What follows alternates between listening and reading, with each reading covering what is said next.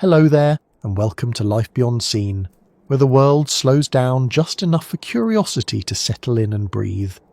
Tonight, we're heading into a place that most of us will never visit, not because it's far, although it is, and not because it's empty, because it isn't, but because it keeps its doors half shut as if it were still deciding whether we're ready to be let in.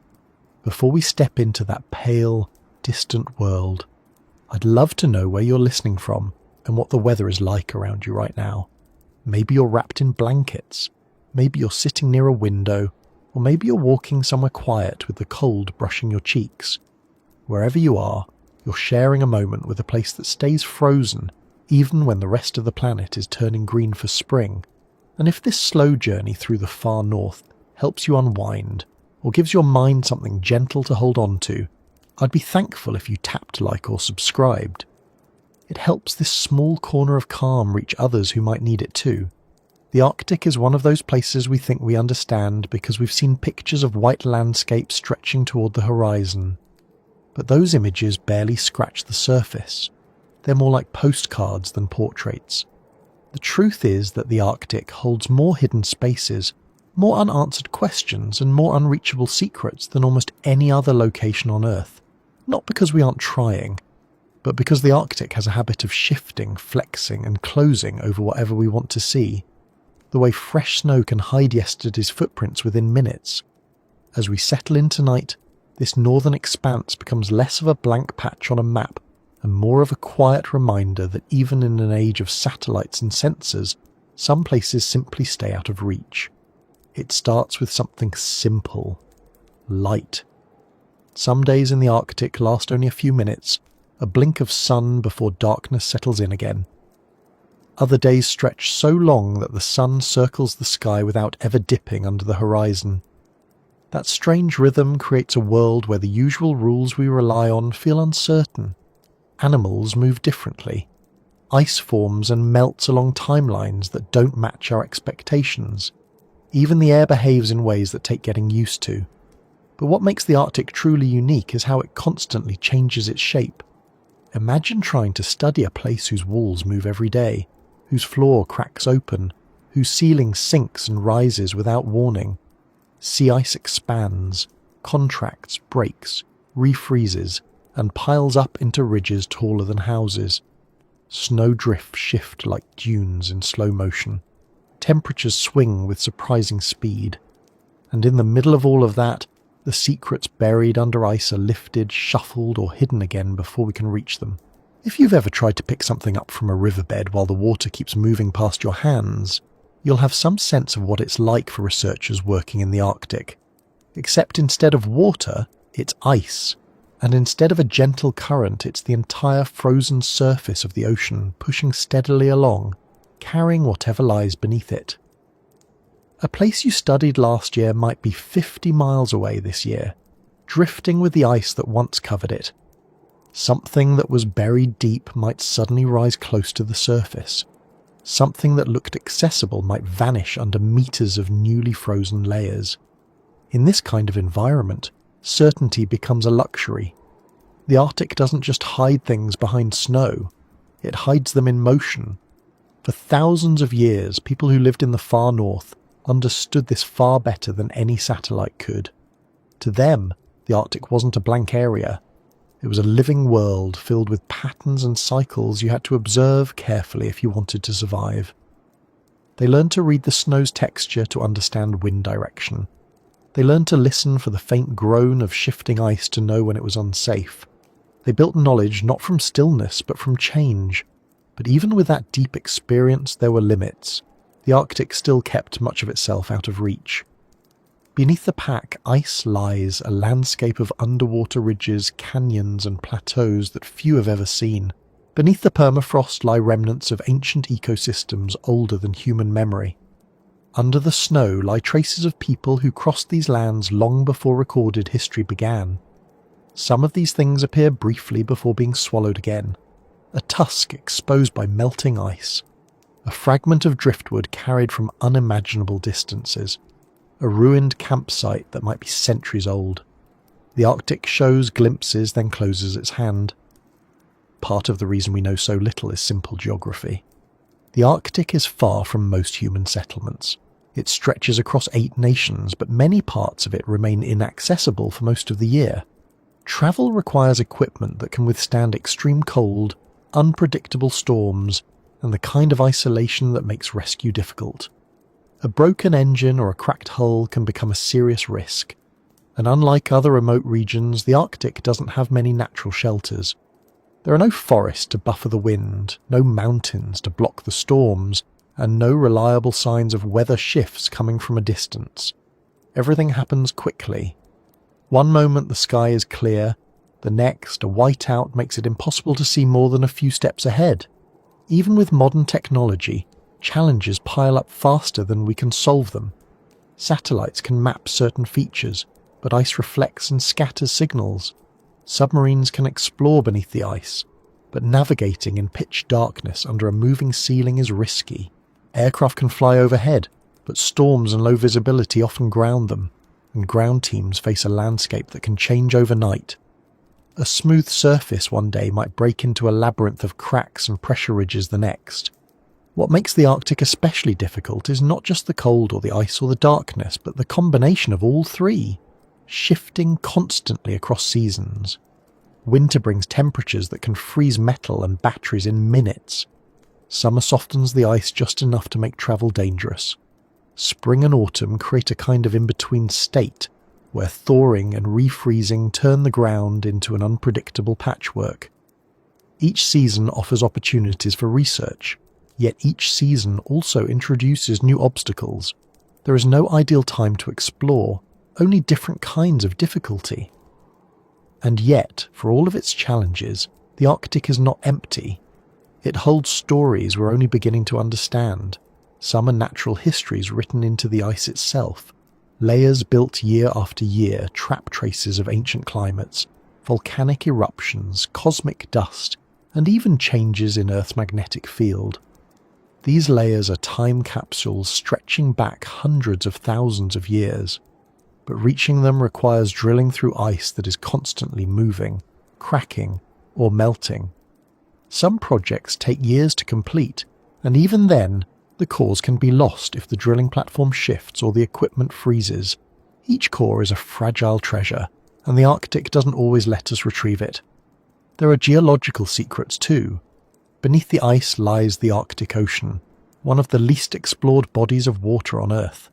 Its depths hide underwater mountains taller than many on land, canyons deeper than the Grand Canyon, and slopes that host ecosystems unlike anywhere else. But thick ice prevents our usual tools from reaching those depths. Submarines can only explore limited areas. Remotely operated vehicles require a hole in the ice large enough for deployment, and the ice above shifts constantly, making those openings temporary at best. The Arctic also conceals the past in more human ways. Ancient settlements lie buried in permafrost, their structures frozen in place for centuries or even millennia. Many of these sites contain tools, clothing, storage pits, and other traces of life preserved with remarkable detail. But as the permafrost melts, some are eroding faster than we can document them. Coastal sites crumble into the sea, frozen bodies thaw, exposing remains that need careful study and respectful care. Artifacts appear suddenly before disappearing again under snow or sliding into newly formed meltwater channels. Even when a site is discovered, reaching it can take days or weeks of travel, only to find that conditions have changed since the last report. There are living secrets too. The Arctic hosts organisms that thrive in extreme cold, including bacteria and viruses that have been locked away for tens of thousands of years. Some scientists worry that as ice melts, microscopic forms of life could emerge that we haven't encountered before. Not in a dramatic science fiction sense, but in the quiet, complex way nature often surprises us. These organisms could help us understand evolution, climate change, or resilience in harsh environments.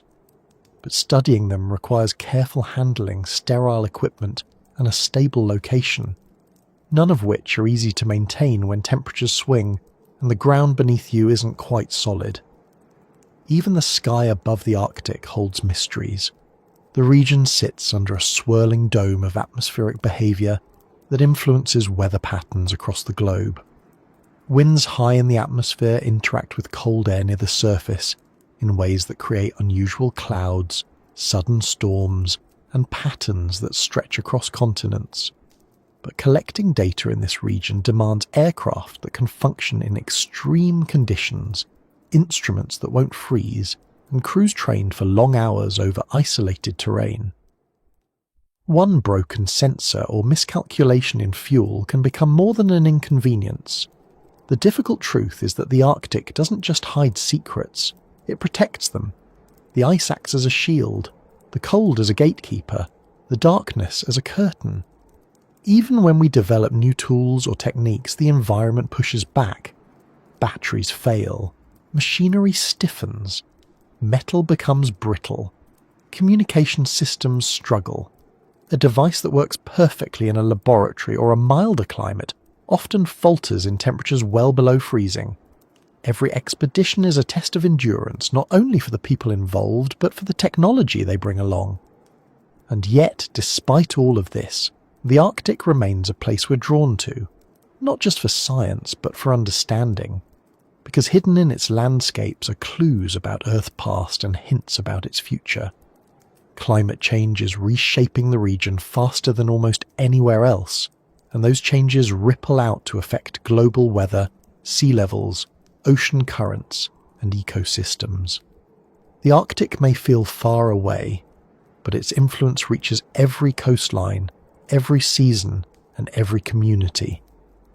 As we drift deeper into this story, you might find yourself wondering what it feels like to stand in a place where the horizon seems infinite, where the air tastes clean and sharp, where silence stretches wide enough to hear the distant crack of ice shifting miles away, or what it's like to watch a sun that refuses to either rise fully or set completely, circling overhead in a long, slow arc that colours the sky without quite warming the ground, or how it feels to realise that beneath your feet lies a frozen ocean, thick enough to bear your weight but thin enough to remind you that nothing here stays the same for long.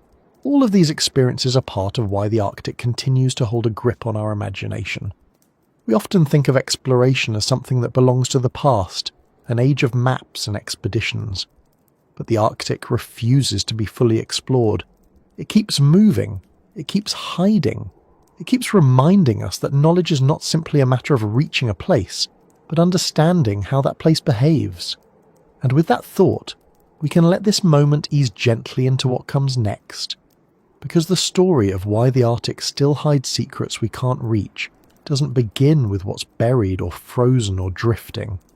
It begins with the simple fact that the Arctic itself is always changing faster than anyone can catch up to it. It doesn't take long, once you begin thinking about the far north, to notice that trying to understand it is a little like trying to keep hold of a snowflake. You can look at it, maybe even get close enough to examine some detail, but the moment you try to grasp it, it changes shape.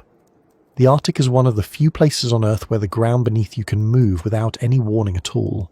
Not in a dramatic earthquake way, but in a slower, quieter shift that feels almost personal. You think you're standing on something stable, and then you hear a faint crack somewhere in the distance, and you're reminded that the surface you're walking on is not permanent. It's temporary, suspended between seasons, and always adjusting. This is one of the reasons the Arctic holds onto its secrets so well. Nothing stays in one place long enough for us to say, with complete certainty, that we've truly studied it. A research team can set up a station on what looks like solid ice, anchor their instruments, run their tests, and come back a few days later to find that the whole platform has drifted kilometres away, or broken apart, or settled into a shape they don't recognise. The surface moves the way ocean currents do, only slower and more quietly. It's not land, even though it looks like it. It's a frozen skin that floats, rises, and pushes against itself with a steady pressure. You can almost forget that the ice is just the thinnest layer of this region, and that beneath it lies a deep ocean we've barely begun to map. Even the idea of solid ground becomes a little fuzzy up there. What looks like one continuous plane of white is often a collection of individual plates, each shifting at its own pace. Their edges collide and form ridges that grow into walls of ice taller than a person. These ridges can rise overnight, turning yesterday's clear route into a barrier that takes hours to navigate. A path you used in the morning might be gone by the afternoon, and even if it's still there, it might be a little different, a slight tilt here, a new crack there, or a fresh layer of snow that hides everything beneath it. The landscape doesn't wait for you. It doesn't freeze in place just because you're observing it. Temperature plays its own games. A brief stretch of warmer air can soften the surface, making it feel safe until a sudden drop refreezes everything into awkward, uneven layers. This freeze-thaw cycle can create pockets of air, hidden weak spots, and fragile crusts that look strong until someone steps on them. Researchers talk about moments when their boots sink through a layer that seemed reliable just seconds before. They describe the sound of ice shifting below the surface, an unsettling reminder that the structure they're walking on is far from predictable. The snow adds another level of complexity. Snow in the Arctic doesn't behave the way many of us picture it. It isn't fluffy or soft most of the time. It gets pushed around by wind, packed into dense forms, sculpted into drifts that can be harder than ice. The wind tends to erase distinctions, smoothing everything into shapes that give few clues about what lies underneath. It's easy to think you're stepping onto a gentle slope, only to find that it drops sharply on the other side. Visibility can disappear so quickly that even experienced explorers get turned around. In the middle of a whiteout, the horizon blends with the sky.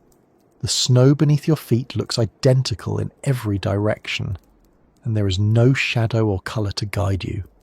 People say it feels like standing inside a blank page with no margin to hold on to, and that's only the surface. Beneath the ice, the ocean adds its own complications. Currents shift constantly, nudging the ice in ways we rarely see directly. When wind and currents push in opposite directions, the ice can stretch and crack. When they push together, the ice buckles and folds. These movements can be subtle or sudden. A calm day can give the illusion that everything is stable, and then a change in wind direction miles away can start a slow chain reaction that reaches you hours later. You might not notice at first.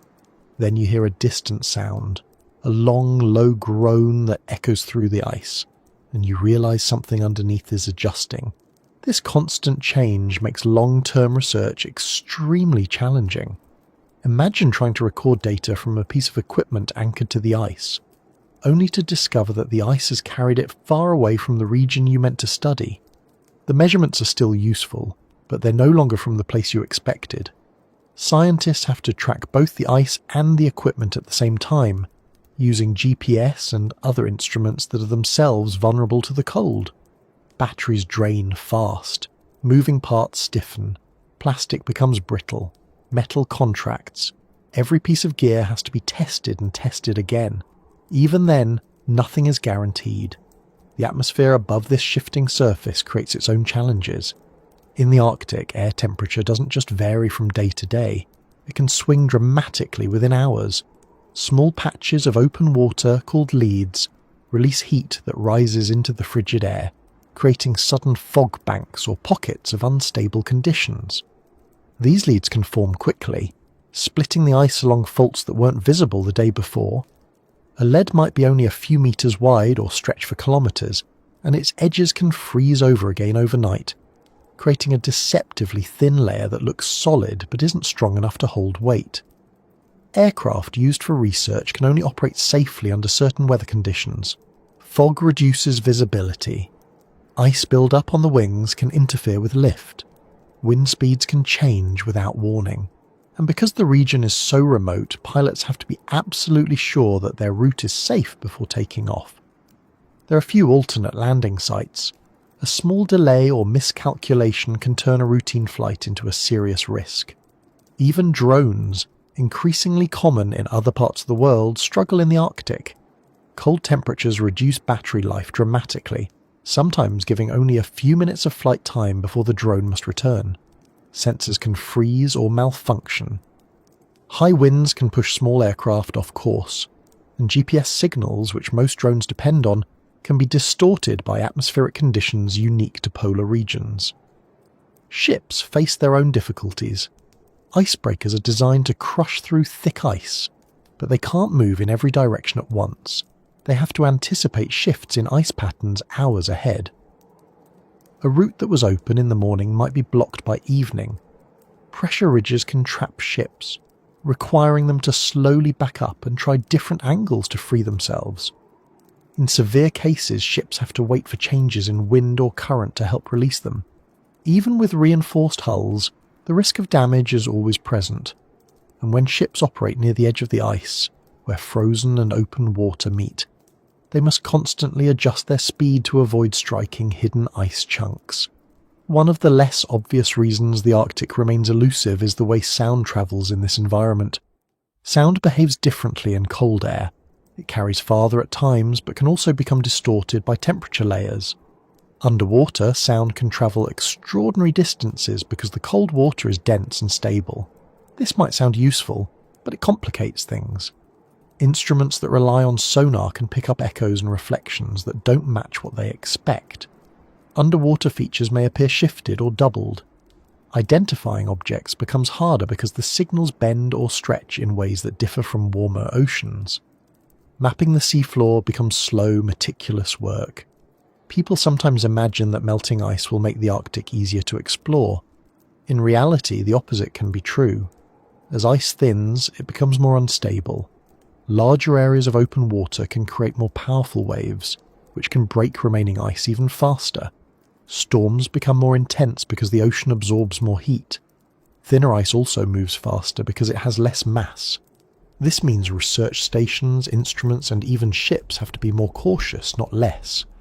The transitional periods when ice is forming or breaking up are often the most dangerous. You can't trust what you see. A patch of ice might hold one person but collapse under another. A newly formed sheet might look strong but be only a few centimetres thick. The animals that live in the Arctic also adjust their behaviour according to these changing conditions. This makes studying them difficult because the environment doesn't provide a consistent backdrop. Polar bears rely on sea ice to hunt seals, but as the ice moves or breaks apart sooner in the season, bears must travel farther or change their patterns. Tracking them becomes a challenge. The same is true for seals, narwhals, walruses, and many species of birds. Their movements are tied to ice conditions, and as those conditions shift, researchers have to work harder to keep up. Even the smallest creatures, like plankton that bloom beneath the ice, follow patterns that can change abruptly with temperature and light variations. Permafrost, the frozen ground that covers much of the Arctic, can also shift without warning. In many areas, the upper layers thaw every summer and refreeze every winter, but deeper portions that once stayed frozen for centuries are now beginning to soften. This creates uneven terrain. Ground that was stable can suddenly become spongy or collapse into sinkholes.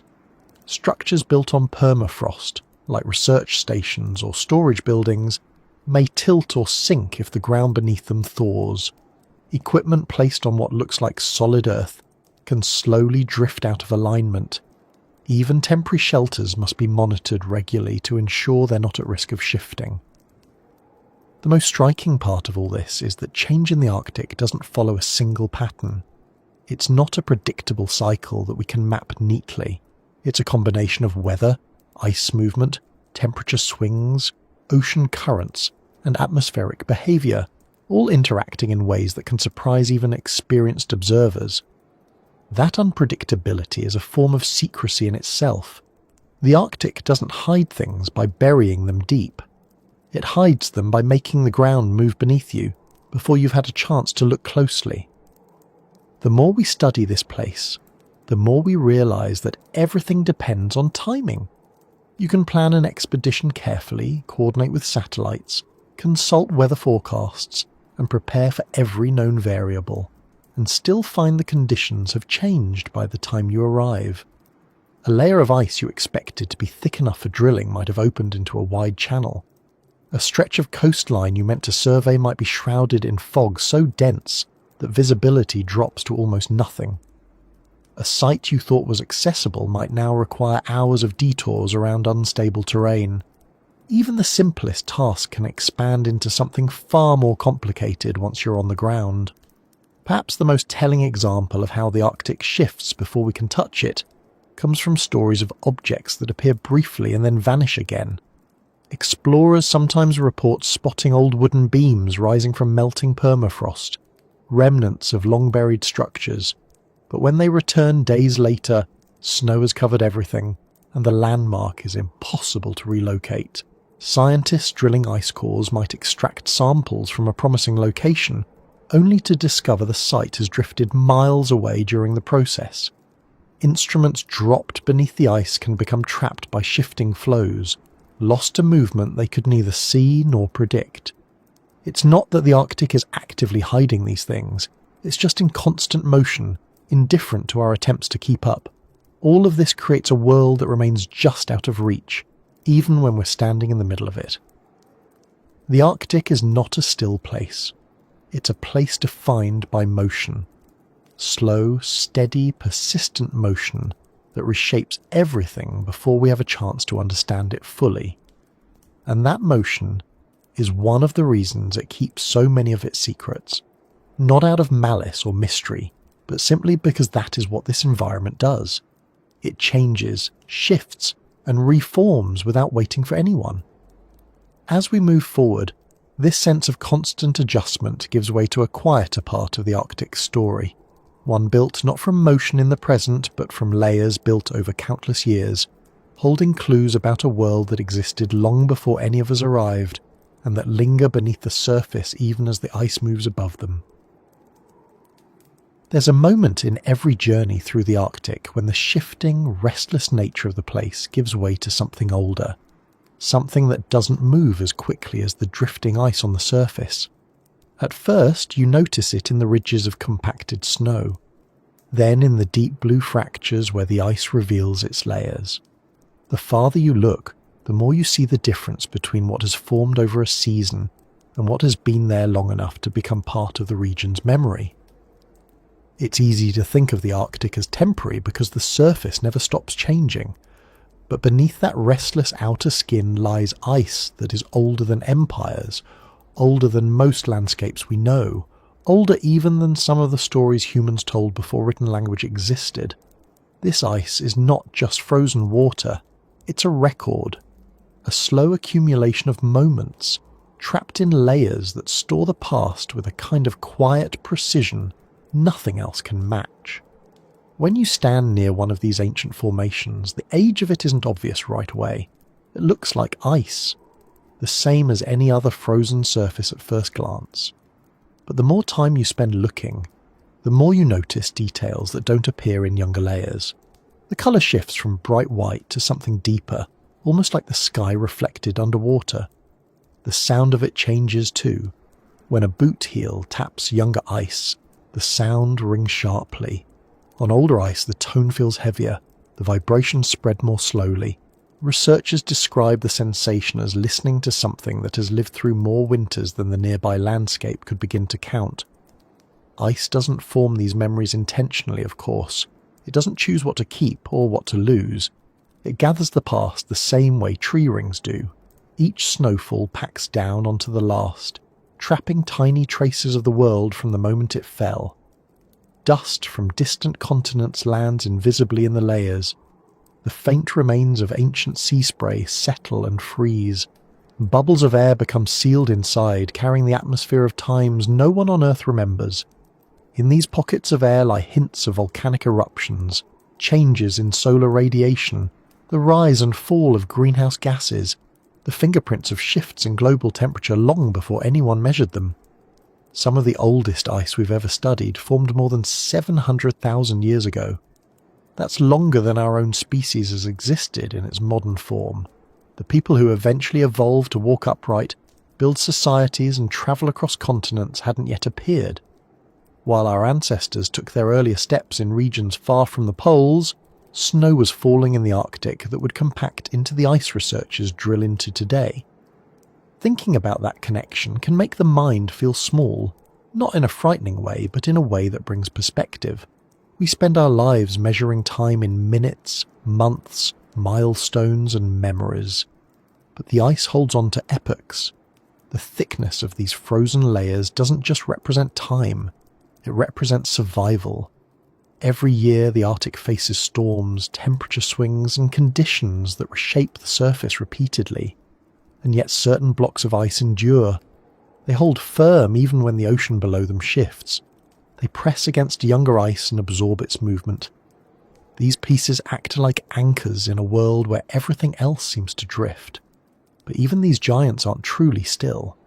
They move, very slowly, as currents push them from one region to another, carrying their record across the Arctic like pages from a story that is still being written. Drilling into old ice is a precise, delicate process. Researchers build platforms or camps on surfaces stable enough to support heavy equipment. The drilling must stay steady, cutting down through hundreds of meters of layered snow and frozen water. The deeper the drill goes, the farther back in time it travels. Each meter can represent decades or centuries depending on the region. It's not uncommon for teams to spend weeks or months extracting a single continuous column. And the equipment can fail if temperatures drop too quickly or the wind becomes fierce. Even after the core is extracted, it has to be handled with care. A crack in the wrong place can destroy data. A temperature shift of a few degrees can cause bubbles to expand or contract, altering the trapped air. Once these cores are brought to controlled environments, scientists examine the layers one by one. They slice thin sections, melt small samples, and analyze the gases and particles within. They look at the shape and size of crystals, the distribution of impurities, the ratio of oxygen isotopes that tell them how warm or cold the Earth was when that snow fell. All of these clues combine into a timeline that stretches farther back than any human story. Through these layers, we learn about ice ages, warm periods, shifts in ocean patterns, changes in vegetation, and volcanic eruptions so powerful they left their mark even in regions thousands of kilometers away. But the challenge is not just in reaching this ice, it's in keeping up with the environment around it.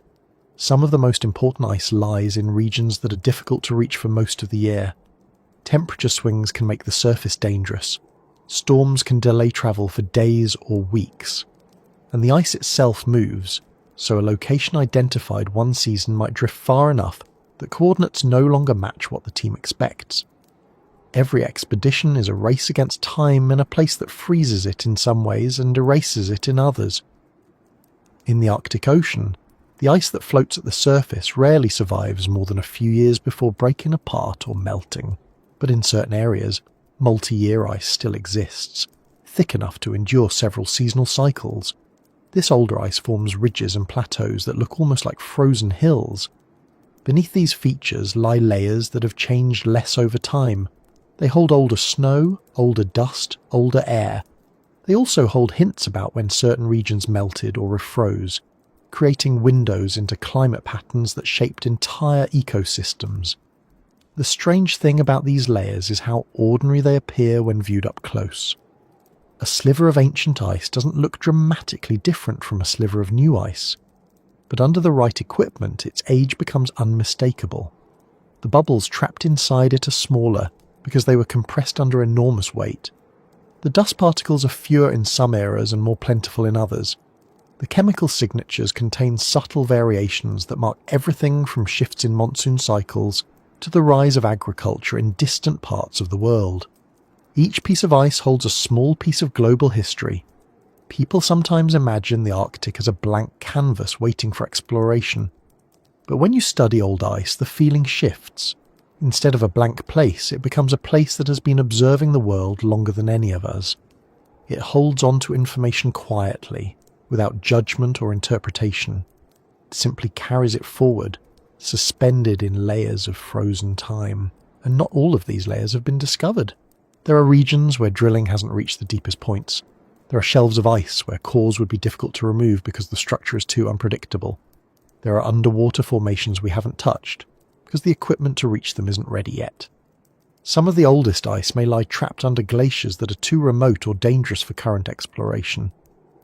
One of the more surprising things researchers have learned from old ice is how stable certain atmospheric patterns were over long periods. Even when the planet experienced dramatic temperature swings, certain ratios of gases remained within predictable ranges.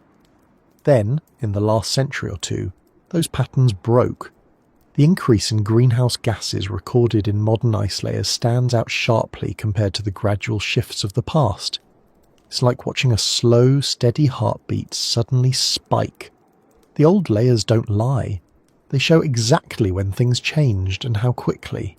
They reveal how unusual the present moment is, not to alarm, but to explain. Ice also contains biological traces, tiny particles from long-gone forests, microorganisms carried by winds from distant coastlines, pollen from plants that no longer exist. These traces allow scientists to reconstruct ancient ecosystems with surprising detail. A single core might hold a record of droughts, floods, warm periods, and cold periods. It might even hold remnants of events that reshaped entire continents. Everything gets stored. It becomes part of the timeline whether or not someone was there to record it. In some parts of the Arctic, ice is so old that it has compressed into layers barely a few millimeters thick. Each layer can represent shorter intervals of time as the weight above presses everything together. This makes studying them even more challenging. Instruments must be sensitive enough to detect changes on extremely small scales. The slightest imperfection in the sample can mask important data. Yet researchers persist because each layer provides another piece of a puzzle too large and too old to assemble in any other way. The story stored in ice isn't only about climate, it's also about movement. Some cores record evidence of shifts in Earth's magnetic field, which changes over time, sometimes more quickly than expected. These changes affect everything from the behavior of animals to the way radiation enters the atmosphere. Other layers record changes in cosmic rays, offering hints about solar cycles, stellar activity, and even events outside our solar system. It's strange to think that a piece of ice in the Arctic can contain a faint record of something that happened on the surface of the sun thousands of years ago, or something that came from far deeper in space. And then there's the matter of objects frozen within or beneath the ice. Over millennia, the Arctic has captured remnants of human activity, animal migrations and geological events. Wooden fragments from lost expeditions lie buried in places where the cold kept them intact. Bones of extinct animals remain preserved in permafrost. Stone tools appear near melting edges. Even modern debris becomes trapped and carried across great distances before settling. Everything becomes part of the landscape, preserved until conditions shift again. But as the climate warms, the old ice that has held these records safe is beginning to thin. Some areas that once supported thick layers are melting faster than researchers can study them. A core that could have revealed information about ancient climate cycles might be lost because the ice melted before a team could reach it. This isn't just a scientific concern, it's a reminder that knowledge stored over hundreds of thousands of years can vanish quickly once the conditions that protected it begin to change. The sheer amount of information locked inside the ice is one reason the Arctic continues to pull researchers back year after year. They're not looking for treasure in the traditional sense, they're looking for understanding. Old ice can answer questions about why certain species thrived or disappeared. It can show how the atmosphere responded to natural events. It can reveal how ocean currents behaved long before instruments existed to measure them. And in doing so, it can help us make sense of the patterns we see today. Standing near a core of ancient ice, researchers often describe a feeling similar to opening a book, written in a language they only partially understand. Every measurement, every analysis gives a little more clarity, but the full story remains hidden in the depths, waiting for tools, techniques, or opportunities we haven't invented yet. Some of that ice may not be accessible for decades. Some of it may never be accessible at all, and that's part of the challenge. The Arctic doesn't just store information, it chooses when to reveal it based on conditions we can't control. This is why every moment spent studying these layers feels significant, even when the work is slow, even when the ice resists progress, even when conditions turn against the researchers, because each sample offers a glimpse into a time when the planet looked different, behaved differently, and supported life in forms we might never fully understand. These layers show cycles of change that remind us our current moment isn't the first shift Earth has experienced. But they also highlight how unusual our current rate of change is, and how much of it lies outside the patterns recorded in the past. And despite all we've learned, the ice still holds more than we can reach. There are depths no drill has touched, regions no team has reached, layers that remain out of sight beneath unstable terrain, or hidden under glaciers that won't be safe to explore for years. But that doesn't diminish the value of what we can access. It only reminds us of how much more there is to uncover as the story continues to unfold. When you look out across the Arctic Ocean, the surface appears calm in a way that feels almost misleading. The ice looks solid from a distance, a pale sheet stretching toward the horizon without a single ripple to show that it's floating on water. It gives the impression of stillness, the kind of stillness you might expect from something frozen. But once you've spent enough time observing the region, you begin to realize that the surface is only a mask. Beneath that frozen layer lies an ocean that is constantly in motion, carrying secrets in its depths and shifting them with every change in current or temperature. The ice above moves with it, slower than the water but never truly still, and that slow, steady movement is part of why the Arctic still keeps so many things out of reach. The ocean here isn't like the ones most people picture. The water temperature is close to freezing, and in many places it remains dark for most of the year. Light can't penetrate through thick ice, and even during the milder months sunlight only reaches a limited depth. The surface blocks noise, visibility, and access. It forms a barrier that researchers must work around rather than through. Yet what lies below that barrier is essential to understanding this region. The ocean floor holds traces of Earth's past in sediments that record ancient climates, shifting ecosystems, and the movement of glaciers across the poles. The water itself carries nutrients and organisms that shape life across the northern hemisphere. And beneath the seafloor, deeper still, lie geological formations few have ever seen directly. The challenge begins with something simple: reaching these places at all. Unlike other oceans, where ships can drop anchors or equipment freely, the Arctic forces teams to work through openings in the ice, each one temporary and unpredictable. Leads open without warning as the ice splits along pressure lines, revealing long, dark stretches of open water. Hours later, the wind can shift, and those same openings close again as the ice folds back over them. Researchers have to be ready to deploy equipment quickly, and they have to accept that the window might not last long enough to gather the data they need. Even with careful planning, a lead can freeze sooner than expected. Ropes can become trapped. Instruments can be crushed if the ice closes before they are retrieved. The deeper parts of the Arctic Ocean present even greater mysteries. The basin beneath the central Arctic spans thousands of meters, but much of it has never been mapped with high resolution. Satellite images can only provide surface information. Sonar readings must contend with ice movement that distorts signals or reflects them unpredictably. Submarines can reach some areas, but navigating beneath floating ice requires constant monitoring. A submarine must maintain enough distance from the ice above to avoid being trapped, yet stay close enough to gather accurate readings. Every maneuver needs to be precise. There's no room for error in a region where rescue operations would take days or longer. What makes these depths especially intriguing is how much they tell us about the Arctic's history. Long before sea ice formed regularly in this region, glaciers carved their way across the ocean floor, leaving behind ridges, valleys, and deposits that still remain. Sediment cores pulled from the seafloor show layers of silt, sand, organic material, and minerals that drifted or settled over millions of years.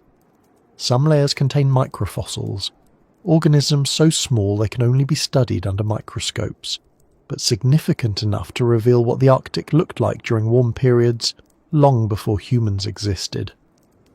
Other layers contain evidence of dramatic events: volcanic ash from distant eruptions, magnetic changes tied to shifts in Earth's field, or traces of long-gone ecosystems that once thrived when the region was ice-free. Reaching these sediments is difficult enough. Keeping them intact is even harder. A device called a gravity corer or piston corer can extract long cylinders of seafloor sediment, but deploying these tools under floating ice requires precision, patience, and a very stable platform. An icebreaker might carve a path through a region to create an opening, but it cannot hold that opening forever. The ice flows back in, closing the gap and sometimes pushing chunks of ice against the ship's hull. Crew members must work quickly, often in freezing temperatures and low visibility, to retrieve the core before conditions shift. If the ice closes too fast, the equipment can become stuck under the surface, forcing the team to abandon it. There are stories of coring missions that took days to plan, involved dozens of people, and ended with the entire apparatus trapped beneath the ice after a sudden shift. Even when a core is successfully extracted, the layers within are fragile. A bump during retrieval can mix them. A slight temperature change can cause expansion that distorts the sample. Researchers wrap the cores carefully and store them in specialized freezers, sometimes transporting them thousands of kilometers to laboratories where the analysis can take months or years. Yet despite all of this work, there are still vast areas where we have no sediment cores at all. In some places, the ice is simply too thick for ships to reach. In others, the currents are unpredictable enough to make drilling unsafe. And deeper in the Arctic basin, the seafloor lies so far below the surface that extracting usable cores with current technology is extremely challenging. We know these areas exist. We can map their outlines roughly. But what lies on their surface or within their sediments remains unknown. The ice above the water hides secrets too. Beneath multi-year ice, where thickness can reach several meters, lies a zone that is difficult for both light and sound to penetrate. This sub-ice environment hosts organisms that survive in near darkness, feeding on particles carried by currents or generated by microscopic life that thrives on nutrients brought up from below. Many of these species are poorly understood because collecting samples from this environment is tricky. Nets can get snagged, cameras require stable conditions to operate, and the equipment must be lowered through holes that may begin closing the moment the work starts. One of the more surprising discoveries of recent years is the existence of hidden freshwater pools beneath the ice, created by meltwater that becomes trapped between layers. These pockets are separated from the salt water below by thin barriers of ice or slush. They can drift with the ice sheet, carrying their contents with them. If they break open, they release their fresh water into the ocean, affecting salinity and circulation patterns. If they stay trapped, they can store nutrients or microorganisms until the surrounding ice thins enough to expose them. These pockets act like temporary vaults, keeping their contents isolated until conditions change. Below the waterline, the Arctic seafloor contains methane hydrates, compounds formed when methane gas becomes trapped in crystalline water structures under high pressure and low temperature. These hydrates remain stable under conditions typical of the deep Arctic, but if temperatures rise or pressure changes, they can destabilize. Scientists are still unsure how widespread these hydrates are, or what their behavior might be as the region warms. Extracting samples is difficult because the hydrates can dissociate quickly once brought to the surface, releasing methane and leaving little behind to examine.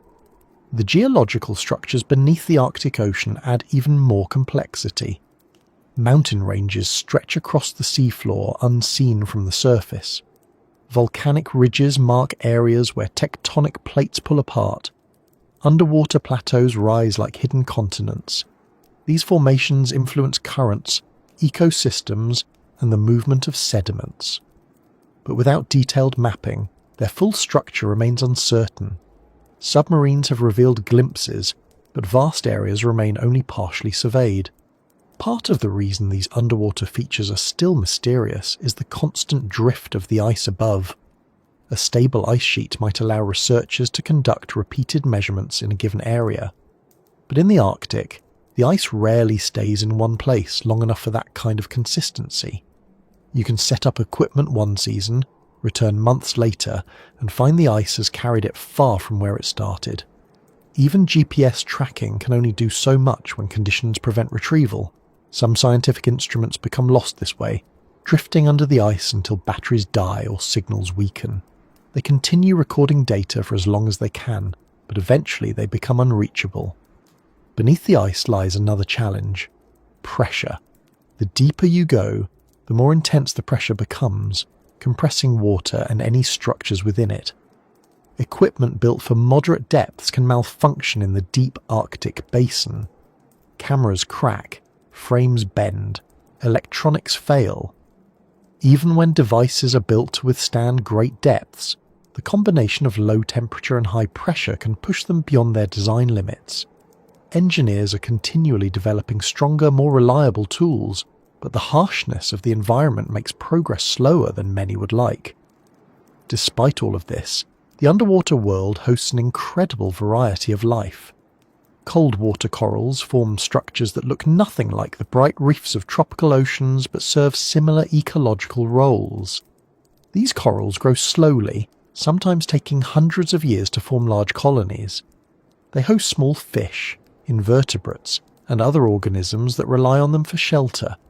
But because these corals live in deep, dark environments far from human activity, they are rarely seen. When a submersible camera captures an image of them, it's like opening a window into a hidden ecosystem that has continued quietly without interruption. Some species found in the deep Arctic waters are adapted to pressures and temperatures that would seem impossible elsewhere. They move slowly, conserving energy. They feed on particles drifting down from above or on the remains of organisms that fall to the seabed. Many of these species have never been studied directly. When they appear on camera, they often look unfamiliar, leading to debates about whether they represent new species or simply known organisms seen in unusual lighting. Without physical samples, it can take years to confirm their identity. The shifting ice also plays a role in shaping underwater habitats. As ice forms, it traps salt in small pockets, creating brine channels that drain into the ocean. These channels support specific microorganisms that thrive in this salty environment. When the ice melts, these organisms disperse into the water, creating seasonal patterns of biological activity. Some researchers believe these cycles influence larger food webs, affecting fish migrations, plankton blooms, and even the behavior of marine mammals. But the exact relationships are still being studied, and the difficulty of working under ice means progress is slow. The Arctic Ocean also hides evidence of past warm periods. Scientists have found layers of sediment containing pollen from plants that could not survive in the modern Arctic climate. This suggests that long ago the region experienced conditions far warmer than today, supporting ecosystems completely different from what we see now. But without widespread sediment cores from deeper areas, the full picture remains incomplete. Each new core introduces a small piece of understanding, but many pieces are still missing. What complicates matters even further is the way the ocean floor continues to change. While tectonic movement is slow, sediment deposition happens constantly. Material from rivers, melting glaciers, and coastal erosion travels into the Arctic basin. Storms stir up the water, redistributing particles. Currents shift thick layers of fine sediment across the seabed. Over time, the ocean floor becomes a layered archive of the region's shifts, but interpreting that archive requires access to its deepest, oldest layers, a challenge that will take years of work. And there is another layer of mystery, the soundscape beneath the ice. Sound travels differently here than in warmer oceans. Whales rely on specific frequencies to communicate, but those frequencies can become distorted by ice cover. Researchers scanning the depths with sonar must adjust for interference caused by floating ice platforms. Some sounds recorded beneath the surface remain unidentified. They could be geological events, ice movement, or biological signals from species we haven't catalogued. Without more access to the environment, many of these sounds remain unexplained. Even the chemical composition of Arctic water holds clues. Subtle differences in salinity can indicate the mixing of deep water with surface currents. Temperature variations can signal the presence of warm Atlantic water flowing into the basin. These interactions influence everything from nutrient distribution to ice formation, but measuring them consistently requires instruments placed at various depths across wide regions. Many of these instruments are attached to moorings, cables anchored to the seafloor, which can be broken or displaced by moving ice above. The ocean beneath the Arctic ice is not empty. It is crowded with data we haven't collected yet, organisms we haven't observed, and geological features that remain largely unseen. The secrecy doesn't come from a lack of trying. It comes from the constant movement, the difficulty of accessing stable positions, and the sheer scale of the environment. Even after decades of research, the Arctic Ocean remains one of the least understood parts of the planet. But every discovery made beneath that frozen surface brings new questions. A fragment of warm period pollen raises questions about ancient climates. A newly sighted deep-water organism prompts research into cold adaptation. A strange sound recorded beneath the ice leads to new investigations of underwater geology. And each of these questions pushes us toward the next layer of mystery waiting beneath the ice. When you start exploring the hidden spaces beneath the Arctic surface, it becomes clear that this region isn't only defined by water, ice, or shifting geology. It is also shaped by the life that persists there, life that rarely enters the view of anyone except the researchers who dedicate their careers to studying it. Even then, the glimpses they manage to collect often feel brief, like sightings through a narrow window that closes too quickly. The creatures that inhabit this region have adapted to an environment that would be intolerable almost anywhere else on Earth, and many of them remain poorly understood simply because we can barely reach the places where they live. For every hour of footage, for every successful sample, for every passing observation, there are countless moments happening beneath the ice that we never get to see. At first glance, it might seem impossible that life could thrive in such extreme conditions. The cold reduces metabolic processes, the darkness limits photosynthesis, the ice blocks access to the surface, and the pressure of deep water compresses anything that descends into it. But the Arctic has a way of making room for life in the narrowest margins. Creatures here have evolved to withstand darkness that can last months, temperatures just above freezing, scarce food supplies, and habitats that shift every season. They adapt, endure, and continue patterns older than our most detailed records.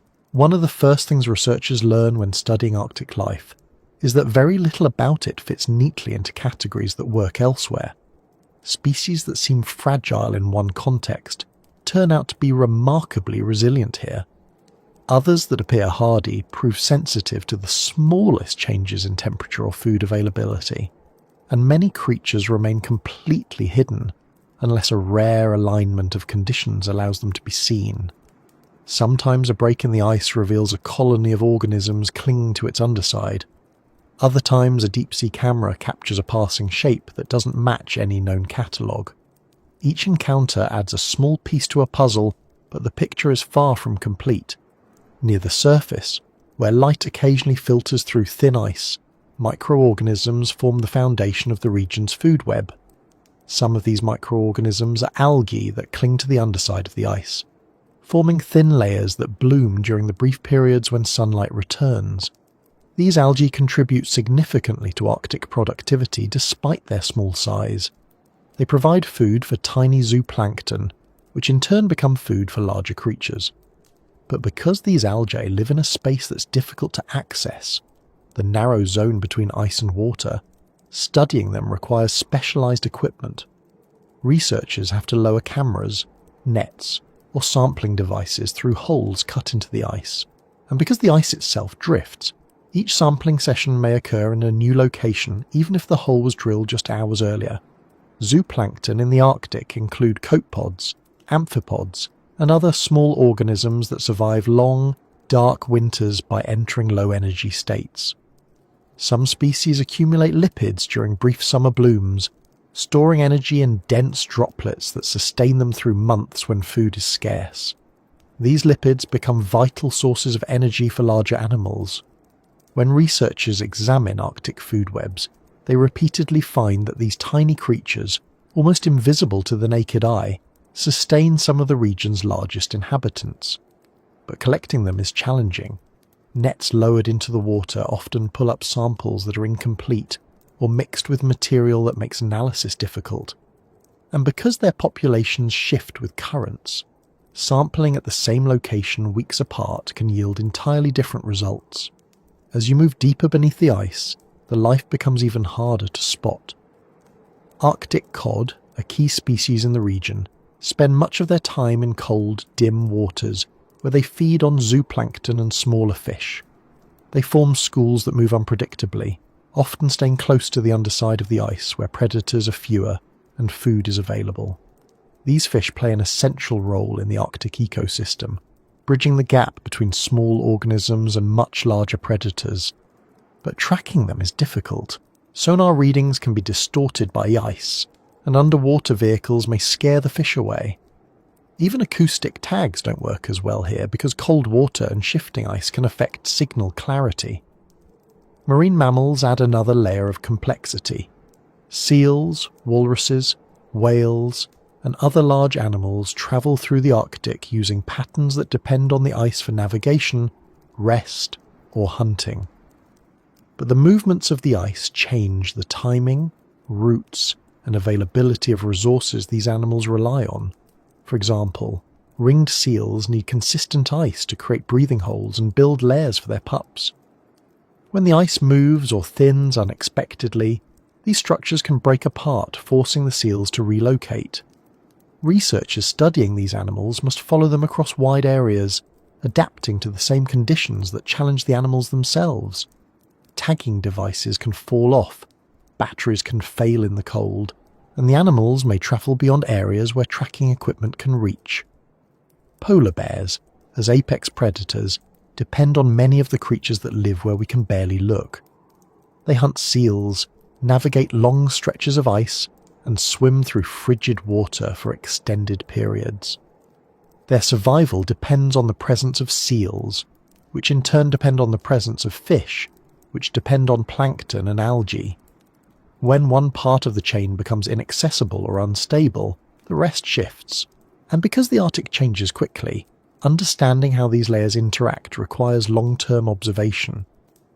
Yet this kind of observation is limited by weather, safety concerns, and the difficulty of travelling across the ice.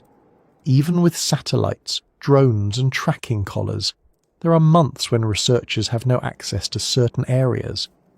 As you descend beyond the reach of surface ice, the creatures become stranger. Deep Arctic waters host fish with adaptations specifically designed for life in near-freezing temperatures. Some species produce antifreeze proteins that keep their blood from crystallizing. Others move slowly to conserve energy, expending minimal effort in a region where food might drift by infrequently. Their eyes may be large to capture what little light filters down, or they may rely on sensing vibrations instead of visual cues. Many deep-sea creatures have gelatinous bodies, which require less energy to maintain under pressure. When deep-sea cameras manage to capture them, they appear briefly, sometimes as indistinct shapes or flashes of movement. Benthic organisms, creatures that live on or near the seafloor, are among the least studied because of how difficult it is to reach them. These include sea spiders, brittle stars, sponges, and small crustaceans that crawl or filter feed. The deep Arctic seafloor is cold, dark, and covered in fine sediment that can be stirred up easily, making visibility poor for cameras. ROVs and manned submersibles can only explore limited areas before currents or ice drift force them to surface.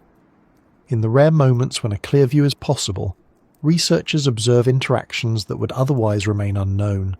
Some of these creatures rely on marine snow, the slow descent of organic particles from upper layers of the ocean. Others feed on material stirred up by currents. Many live in ecosystems tied to underwater ridges or vents that create localized variations in temperature and chemistry. Among the more mysterious Arctic inhabitants are species that spend part of their lives attached to the ice itself. Some amphipods live under the ice, clinging to its underside and feeding on algae or other organisms. Their behaviour is difficult to observe because they often scatter when exposed to light from cameras. They move quickly, darting between pockets and channels carved into the ice by brine. Observing them requires specialised low-light equipment and patience, as well as luck. If the ice shifts during an observation attempt, the entire session might have to be stopped. Some jellyfish species also thrive in Arctic waters. Though they appear delicate, they withstand cold temperatures and periods of low productivity by adjusting their feeding and movement patterns.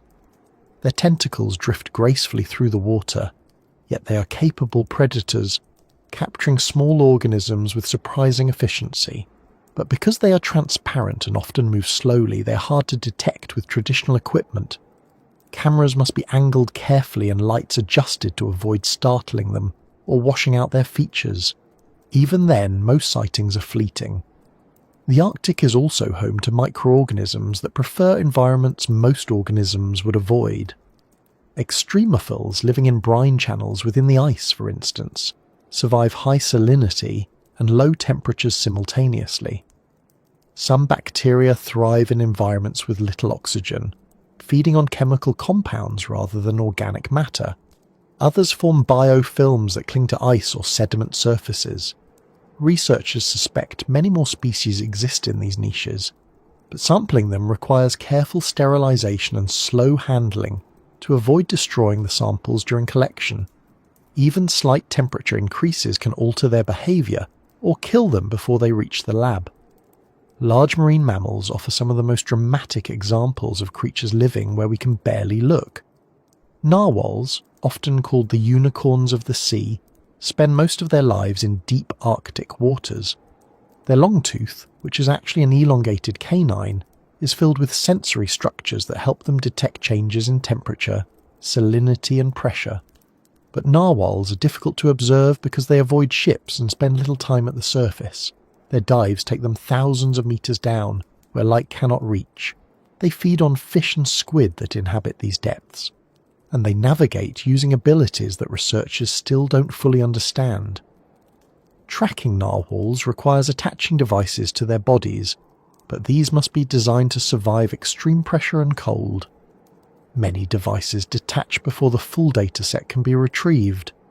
Bowhead whales, which can live over 200 years, also inhabit these waters. Their lifespan makes them one of the longest living mammals, and their thick blubber allows them to survive near freezing temperatures year-round. They feed by filtering tiny organisms through their baleen plates. But studying them poses challenges. Their migrations depend on ice openings and food distribution, making their routes unpredictable. They can travel under continuous ice cover for long distances, emerging only where leads or cracks allow them to breathe. Because they live so long, changes in their population or behaviour can take decades to understand. Walruses rely on ice floes as resting platforms while feeding on clams and other benthic organisms.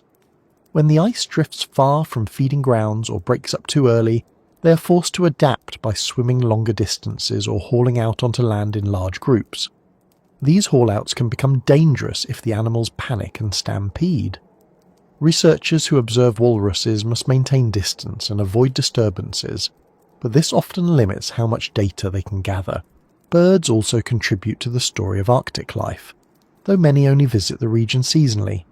Species such as ivory gulls, snow buntings and Arctic terns depend on marine productivity that originates from the creatures beneath the ice.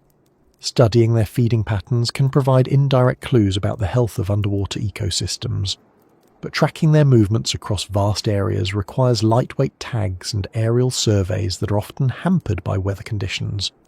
One of the most complex challenges in studying Arctic creatures comes from the interconnected nature of their environment. A shift in ice formation affects seal behaviour. A change in seal behaviour affects polar bears. Altered currents impact plankton blooms, which influence fish populations. Each link depends on multiple layers of environmental stability, and when one layer changes, the effects ripple throughout the system.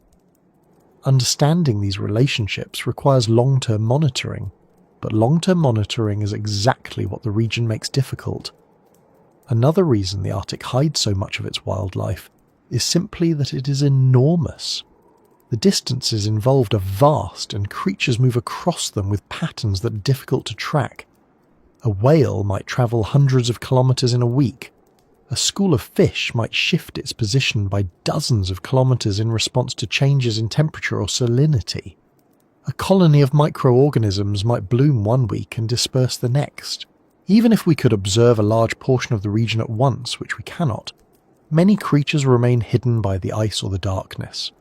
The darkness, especially during the polar night, creates a world where sensory input becomes limited. Animals that rely on vision adapt by using other senses. Fish sense vibrations. Marine mammals detect changes in pressure. Some species produce light through bioluminescence, a rare but striking phenomenon in Arctic waters. These flashes or glows may attract prey or confuse predators, but because they occur unpredictably and often faintly, capturing them on film is difficult. Perhaps the most striking thing about Arctic creatures is their ability to endure cycles, unlike anything we experience in temperate regions. They withstand months without sunlight, followed by periods of continuous daylight. They survive on limited food resources. They navigate shifting ice, yet they persist. Their existence is a testament to the adaptability of life in an environment that challenges nearly every biological limit. There is still much we do not know about these animals. Entire ecosystems exist deep beneath the ice that have only been observed a handful of times. Many species have only partial descriptions. Researchers believe some organisms have yet to be discovered at all. Every expedition reveals new information, but each revelation also raises new questions. The Arctic, with its hidden layers and shifting boundaries, continues to protect the creatures that call it home, offering only occasional glimpses through openings in the ice or brief windows of favourable conditions. Those glimpses, though, are enough to remind us that this region is not empty or barren. It is alive in ways that challenge our expectations. And as we explore further, the presence of these creatures adds depth to our understanding of the Arctic, showing us that life can flourish even where our access is limited, and where our tools struggle to keep up with the shifting world beneath our feet. When you spend enough time studying the life that survives beneath the Arctic ice, you eventually begin to notice that none of it exists in isolation. Every creature, from the smallest microorganism drifting through brine channels to the largest whale navigating deep water, interacts with forces far beyond its immediate surroundings. These forces are invisible, steady, and often overlooked, because they operate on scales too large for most people to recognize in their daily lives.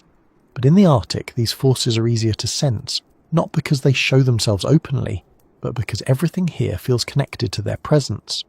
This region is shaped by the machinery of climate, a system that operates without a sound we can hear, turning quietly through currents, temperatures, and atmospheric patterns that have influenced the planet long before we tried to measure them. To understand this part of the Arctic, you have to imagine a world where nearly every movement traces back to something else. Wind patterns shift because of pressure differences formed by temperature gradients between the equator and the poles. Ocean currents follow paths carved by density, salinity, and heat exchanges. Snowfall, ice formation, and even the thickness of sea ice depend on small changes in air temperature that ripple outward over thousands of kilometres. The Arctic acts as both a witness and a participant in these processes. It records the changes in its ice, responds to them in its ecosystems, and amplifies them in ways that affect the rest of the world. One of the key pieces of this machinery is the ocean-atmosphere connection. The Arctic Ocean is cold at the surface but warmer at certain depths, where water from the Atlantic and Pacific flows in. These warm layers do not immediately melt the ice above because they are separated by stratification, distinct layers of water that resist mixing. Still, small disturbances can weaken this separation. When storms stir the water, or when currents shift, warmer layers can move upward, thinning the ice. Over time, this contributes to long-term trends that reshape entire regions. Researchers track these changes with floats, moorings, and underwater sensors, but the equipment faces the same challenges as everything else in the Arctic: shifting ice, extreme cold, and unpredictable movement. The atmosphere above reflects these patterns in its own way. Air in the Arctic behaves differently from air in temperate regions because it lacks the same sources of heat and moisture. During the polar night, temperatures can drop significantly, creating cold pools that influence large-scale pressure systems. These pressure systems affect storm tracks, wind speeds, and even the jet stream. When the jet stream shifts, it alters weather patterns far from the Arctic, bringing unusual cold snaps to some areas or prolonged heat waves to others. The Arctic doesn't send these events with intention. It simply participates in a larger cycle that connects distant regions through physics rather than geography. Much of this system depends on the exchange of heat. When ice forms on the ocean surface, it releases heat into the atmosphere. When ice melts, it absorbs heat from the surrounding water. This exchange affects local temperatures and, by extension, regional circulation patterns. Over long periods, these cycles help regulate Earth's climate. But when the balance shifts, even slightly, the effects accumulate. A small increase in air temperature might delay ice formation by a few days. A delay in ice formation changes how much heat escapes into the atmosphere. That change influences wind patterns, which in turn alter the movement of surface water. It's a chain reaction, subtle and continuous. Snow also plays a part. Fresh snow reflects most of the sunlight that hits it, keeping the surface cool. Older snow becomes more granular and less reflective. Thin layers of ice behave differently from thick ones. A single, heavy storm can bury ice beneath new snow that insulates the water below. These details matter because they influence the stability of the entire system. The Arctic's climate machinery depends not only on the large-scale forces of ocean and atmosphere, but also on the small-scale details of ice texture, snow depth, and even the presence of melt ponds. These shallow pools of water, which form during warmer months, absorb sunlight and accelerate melting. They appear in patterns that shift each year, making predictions difficult. Below the surface, ocean currents carry warm, salty water from the Atlantic northward. This water cools as it travels, eventually sinking and spreading through the deeper layers of the Arctic basin. These movements contribute to the global thermohaline circulation, a slow system of ocean currents that connects every major basin on Earth. Sometimes this circulation is described as a conveyor belt, though the metaphor oversimplifies its complexity. It's more like a constantly adjusting flow that responds to conditions in multiple regions at once. Changes in the Arctic can influence this system, particularly if melting ice alters the salinity of surface waters. Fresh water dilutes the ocean, reducing its density and potentially affecting how water sinks and moves. The Arctic atmosphere and ocean also store energy in ways that influence long-term climate patterns. During the summer, the region receives long hours of sunlight that warm the upper ocean. During the winter, the loss of heat from open water areas can strengthen storms and influence the Arctic Oscillation, a climate pattern that affects winds around the polar region. When the Arctic Oscillation is in a positive phase, cold air stays closer to the pole. When it is in a negative phase, cold air can spill southward, bringing winter storms to regions unaccustomed to them. The balance between these phases depends partly on conditions in the Arctic itself. Sea ice acts as both a barrier and a moderator in this process. It prevents heat from escaping too quickly, stabilizes surface temperatures, and supports the organisms that contribute to carbon cycling. When sea ice declines, more heat escapes from the ocean, accelerating warming. Researchers call this the ice albedo feedback. As ice melts, darker water absorbs more sunlight, which causes more ice to melt. This feedback loop is one of the reasons the Arctic warms faster than other parts of the world, a phenomenon sometimes called Arctic amplification. But although scientists understand many aspects of these processes, the details remain difficult to measure because the machinery operates in a region where data collection is challenging. Satellites can monitor surface conditions, but clouds and long periods of darkness limit visibility. Weather stations provide valuable information, but there are relatively few of them in the Arctic compared to other regions. Ships can gather data during certain months, but ice often restricts access. Autonomous instruments deployed underwater collect long-term records, yet many of them are eventually lost as ice shifts or as batteries drain. Each piece of data gathered helps build a clearer picture of the Arctic climate system, but gaps remain. These gaps are not due to lack of interest or effort. They exist because the region itself resists observation. Storms rise quickly, ice forms early or melts sooner than expected, batteries fail in low temperatures, instruments freeze, snow buries solar panels, and even when equipment works perfectly, retrieving it can be dangerous. One of the most informative tools in climate research is the ice core. Drilled from glaciers or ice sheets, these cores contain layers of snow that accumulated over thousands of years. Each layer records information about the atmosphere at the time it formed. By studying the chemical composition of these layers, researchers can reconstruct past temperatures, precipitation patterns, and atmospheric circulation. These records allow scientists to compare modern conditions with those of the past, providing context for recent changes. But retrieving ice cores requires access to stable ice, and stable ice is becoming harder to find. Air circulation patterns also play a crucial role. The Arctic frequently experiences temperature inversions, where a layer of warm air sits above colder air near the surface. These inversions trap heat and moisture, influencing cloud formation and precipitation.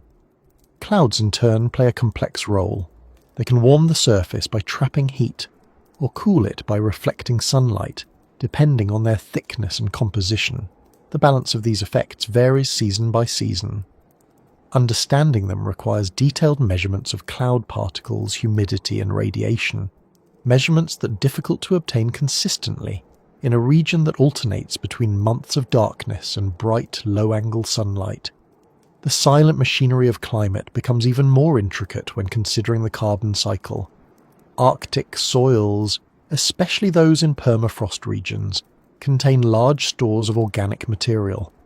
When permafrost thaws, this material decomposes, releasing carbon dioxide and methane. These gases contribute to warming, which increases the rate of thawing. It's another feedback loop, one that researchers monitor closely because of its potential influence on global temperatures.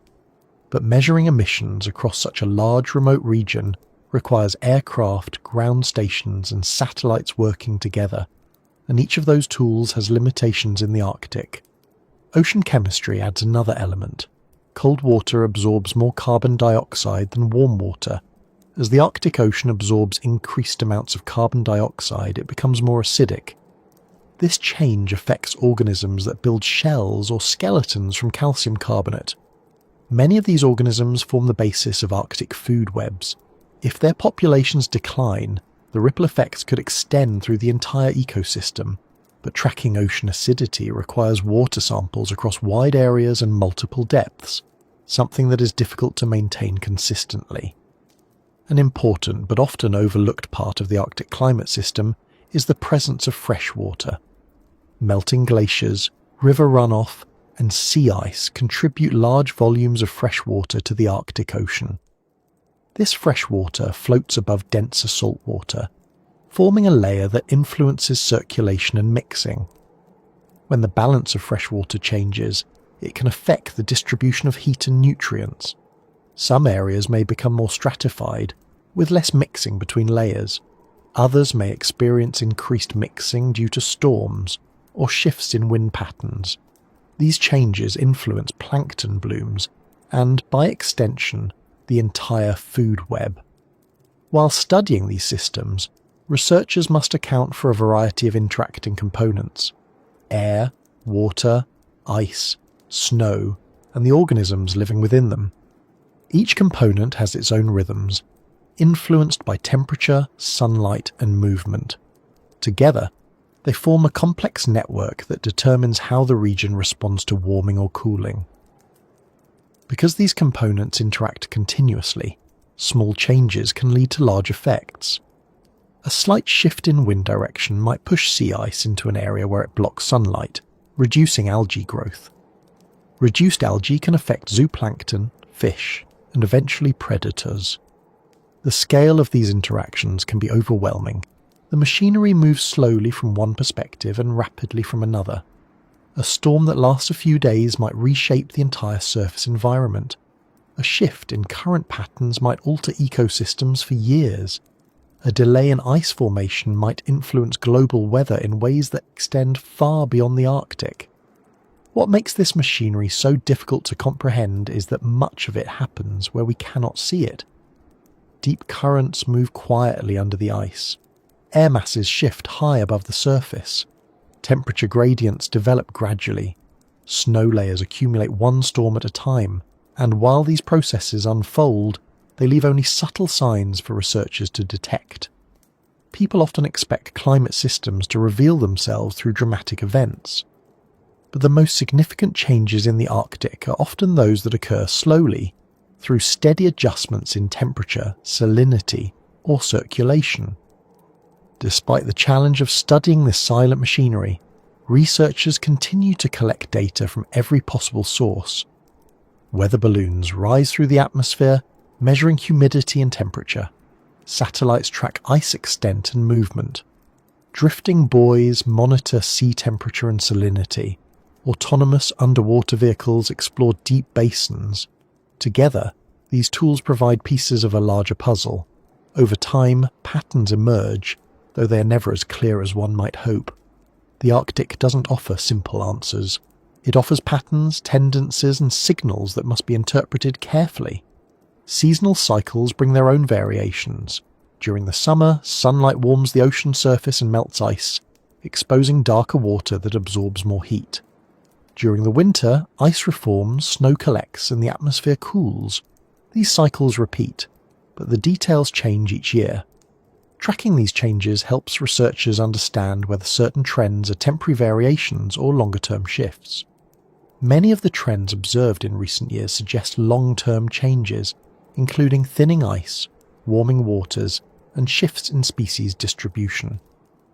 Yet, for all the measurements and models, the Arctic still keeps much of its climate machinery hidden. Some currents remain poorly mapped, some atmospheric interactions remain uncertain, some feedback loops are understood in theory but not fully measured in practice, and each gap in our knowledge represents another reason the Arctic retains its secrets. As researchers continue to explore the region, they know that understanding the machinery of climate, especially in the Arctic, is essential for understanding the planet as a whole. The Arctic influences oceans, weather patterns, and atmospheric chemistry across continents.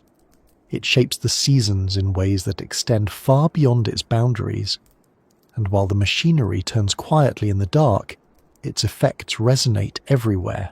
The more time spent studying these hidden systems, the clearer it becomes that the Arctic's climate machinery is not just a collection of isolated processes. It is a network of interdependent elements, each one responding to the others in ways that shift over time. This network doesn't reveal itself easily, but every piece of data helps build a clearer understanding, even as the system continues to evolve. After spending so much time thinking about the machinery of climate moving steadily through the Arctic, it becomes almost strange to shift your attention back toward the people who once walked across this region long before modern tools existed. Yet the Arctic's history isn't only written in ice layers, ancient ocean sediments, or atmospheric patterns. It's also written in footprints that have faded, settlements that have disappeared, and remnants of human life that sit buried beneath snowdrifts, permafrost, or coastal cliffs. These traces of earlier cultures tell a story that runs alongside the natural record, even when they are hard to find, and in many places across the Arctic, the only hints that someone once lived there are small fragments left behind, often discovered only when the region shifts just enough to expose them. The Arctic has been inhabited for thousands of years by cultures who adapted to the harsh conditions in ways that modern societies still struggle to understand. Many of these groups left behind tools, dwellings, food storage pits, and other signs of daily life. But because the landscape changes constantly, especially in coastal regions or places where permafrost melts unevenly, these remnants don't always stay where they were originally placed. Some have collapsed into rivers, some have been covered by snow for centuries, others eroded into the sea long before anyone could record their existence. The combination of movement, decay, and inaccessibility makes the Arctic one of the most challenging regions for archaeology, and also one of the most intriguing. When researchers search for ancient settlements here, they rely on a combination of traditional archaeological methods and careful observation of the environment. A slight rise in the ground might indicate where a house once stood. An exposed bone could belong to a hunted animal or a domestic one. A piece of sharpened rock might be a tool, but these indicators appear sporadically. Sometimes a storm reveals them. Sometimes a melt season exposes something that has been preserved for hundreds or thousands of years. And just as often, snow covers the ground again before anyone can investigate further. Some of the earliest cultures known to have lived in the Arctic left traces that are incredibly rare to find. The people of the Dorset culture, for example, lived across vast areas of the high Arctic before the ancestors of modern Inuit arrived. Dorset sites often contain distinctive tools and carvings, but because many of their settlements were built on exposed coastal land, erosion has taken a significant toll. Sea levels rise, permafrost thaws, waves carry away soil and sediment. The remains of these communities vanish piece by piece, leaving behind only glimpses of their existence. What makes the situation even more complex is that permafrost, which historically helped preserve organic materials, is now thawing in many areas. Items that stayed frozen for centuries begin to decay once exposed to air. Wooden structures lose their shape. Textiles come apart. Bones soften. Artifacts that could have provided valuable information about past cultures degrade rapidly. Researchers must act quickly when these items appear, but reaching their location in time is often difficult. Roads are limited. Weather can delay travel. And even when a team arrives, conditions might be too unstable to conduct a proper excavation. Part of the reason ancient Arctic cultures remain so mysterious is because they lived in ways that didn't always leave behind large structures. Many groups built homes from snow, sod, driftwood, or whalebone, materials that don't survive as well as stone or brick. Over time, these structures collapse into the earth or melt away entirely. Even the traces that remain can be hard to identify without specialized knowledge. A series of depressions in the ground might mark where food caches once stood. A low ridge could be the remnants of a dwelling. Without context, these features can go unnoticed. In some regions, winds erode surface layers of soil, exposing artifacts that might otherwise remain hidden. Hunters in remote areas sometimes find items like stone blades, carved objects, or fragments of pottery. These discoveries often help researchers locate larger sites. But the unpredictability of exposure means that some of the most significant finds are made purely by chance. A warm summer can reveal a layer of permafrost that hasn't thawed in centuries. A storm can wash away a section of coastline. A shift in ice can alter river flow just enough to expose previously buried material. The Arctic also holds the remains of more recent historical events. Expeditions from Europe attempted to navigate through Arctic waters for trade routes or exploration. Some ships became trapped in ice and never returned. Their crews built temporary camps on the ice or on nearby land, leaving behind tools, clothing and journals that documented their struggles. These materials sometimes survive in the cold environment, but once exposed to air and sunlight, they degrade quickly. Researchers who discover such camps must work carefully to preserve what they can. Even the smallest objects, a button, a nail, a scrap of fabric, can provide valuable information about the people who once endured these conditions. The sinking of ships in Arctic waters adds another layer to the region's archaeological story. In many cases, shipwrecks remain remarkably intact because the cold slows down the processes that typically degrade wood and metal. But reaching these wrecks is extremely challenging. They may lie under thick ice that covers the water for most of the year. Even in summer, areas with heavy drift ice are inaccessible. Underwater visibility can be poor and currents can shift suddenly. Despite these obstacles, underwater archaeologists have successfully documented remarkable finds when conditions allow. Each discovery reveals details about navigation techniques, survival strategies, and the daily lives of sailors who attempted to navigate a region they barely understood. While shipwrecks attract significant attention, they represent only a small portion of the Arctic's hidden past. The everyday lives of indigenous peoples, who lived sustainably in this environment for thousands of years, are just as significant. Their stories are often recorded through oral histories rather than written texts. These histories describe migrations, hunting practices, family structures, and spiritual beliefs. They also describe changes in the environment that occurred long before scientific instruments measured them. Combined with archaeological evidence, oral histories provide a more complete understanding of how people interacted with the Arctic across generations. These stories often guide researchers to areas worth investigating. A tale passed down for centuries might mention a village that once stood near a river. The exact location might not be known, but the general area can be explored. In some cases, archaeologists find signs of settlements that align with the stories. In other cases, the region may have eroded, been covered by vegetation, or fallen into the sea. But even when the physical evidence is gone, the stories preserve details about ways of life that would otherwise be lost. The disappearance of ancient settlements is not always due to natural decay. In some regions, sea level rise over thousands of years has submerged areas once occupied by humans. These underwater archaeological sites remain largely unexplored because reaching them requires equipment capable of operating beneath ice and at great depth. A handful of such sites have been documented elsewhere in the world, but the Arctic's extreme conditions make similar discoveries here rare. Still, researchers suspect that many early settlements now lie underwater, preserved to some degree but out of reach for the foreseeable future. The movement of sea ice has also played a role in shaping the archaeological record. In regions where ice pushes against coastlines, it can erode land rapidly. Entire sections of tundra can break away, carrying soil and artifacts into the ocean. Once these materials enter the water, they may be lost entirely or become buried under sediment. Researchers have documented cases where known archaeological sites deteriorated significantly within a decade due to these processes. The speed of change can be startling, especially when compared to the centuries during which some of these sites remained stable. Permafrost thaw introduces different challenges.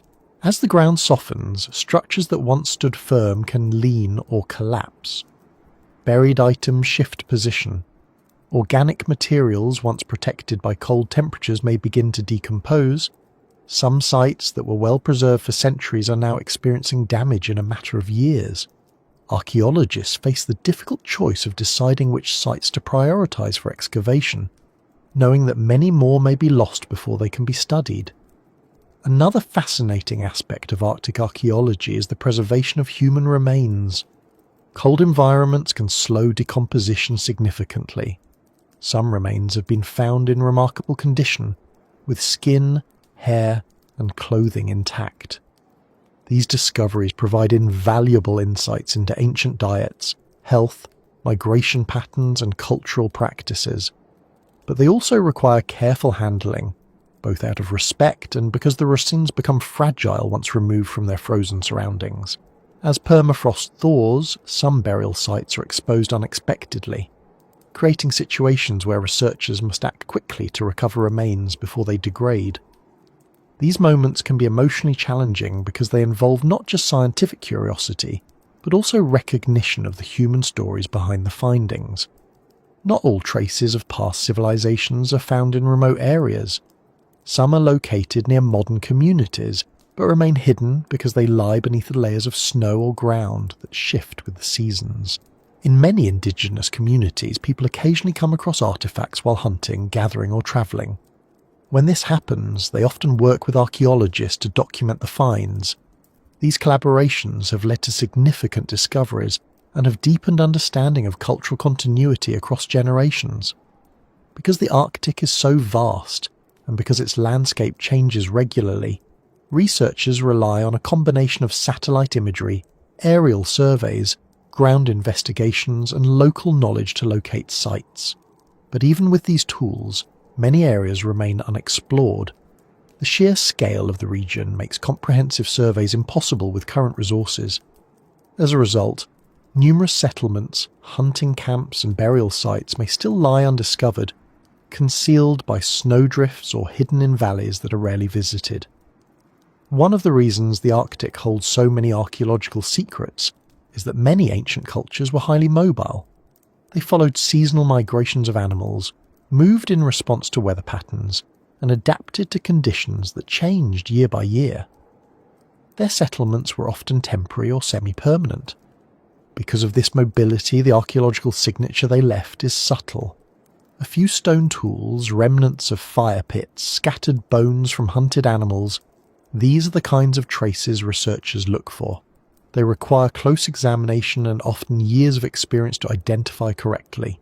Even when a site is discovered, interpreting it can be challenging. Without written records, much of the reconstruction relies on comparing artifacts with those from other regions or cultures. A tool made from a certain type of stone might indicate trade networks. A particular pattern of cuts on animal bones might reveal hunting techniques. A collection of food remains can show dietary preferences. But the interpretations must be made carefully, acknowledging the limits of what can be concluded. Despite all of these challenges, the story of human habitation in the Arctic is rich and complex. People not only survived here, they thrived. They developed technologies that allowed them to hunt effectively, build shelters that withstood extreme cold, and navigate land and water with remarkable skill. They created art, established traditions, and formed communities that endured for generations.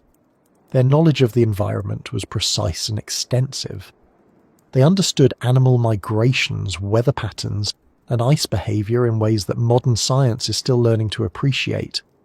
When researchers uncover artifacts from these ancient cultures, they often remark on the precision and craftsmanship involved. A carefully shaped bone needle, a carved wooden object, or a well-crafted harpoon head shows skill and intentionality.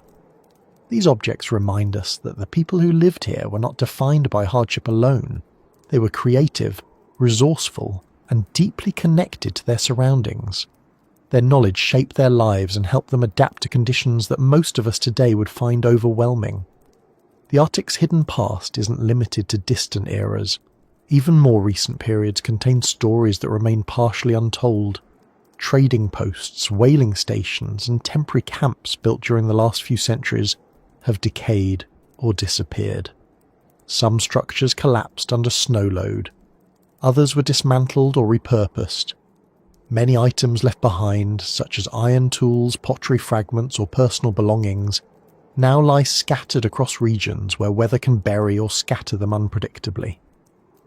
Archaeologists sometimes find these traces by hiking through areas where wind has swept the ground clear, revealing items that might otherwise remain unseen. Modern technology aids these efforts, but it does not remove the fundamental difficulty of working in an environment that rarely stands still. Ground-penetrating radar can detect buried structures, but its effectiveness is limited in frozen or uneven terrain. Drones can capture aerial images, but strong winds and low temperatures reduce flight times. Satellite imagery helps identify landscape features associated with human activity, but it cannot detect small artifacts or subtle depressions that mark ancient dwellings. Even when researchers identify a promising site, excavating it is often slow. The ground can be frozen solid, requiring tools to be heated before use. Snow must be cleared carefully. Work must pause when storms approach or temperatures drop too low. Excavation seasons are short. Teams may have only a few weeks each year to work before winter returns. These limitations mean that progress is measured in centimetres rather than metres, yet each discovery, no matter how small, adds to our understanding of how people lived in a region that still challenges even the most experienced modern explorers. The Arctic may hide these traces, but it does not erase them completely.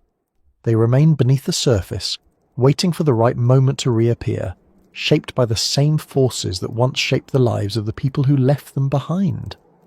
And as we continue moving through this story, the traces of past civilizations eventually lead us into an even more enigmatic part of the Arctic, one that involves forces that were shaping this region long before humans walked its snow-covered ground, and continue to shape it in ways we're still trying to understand.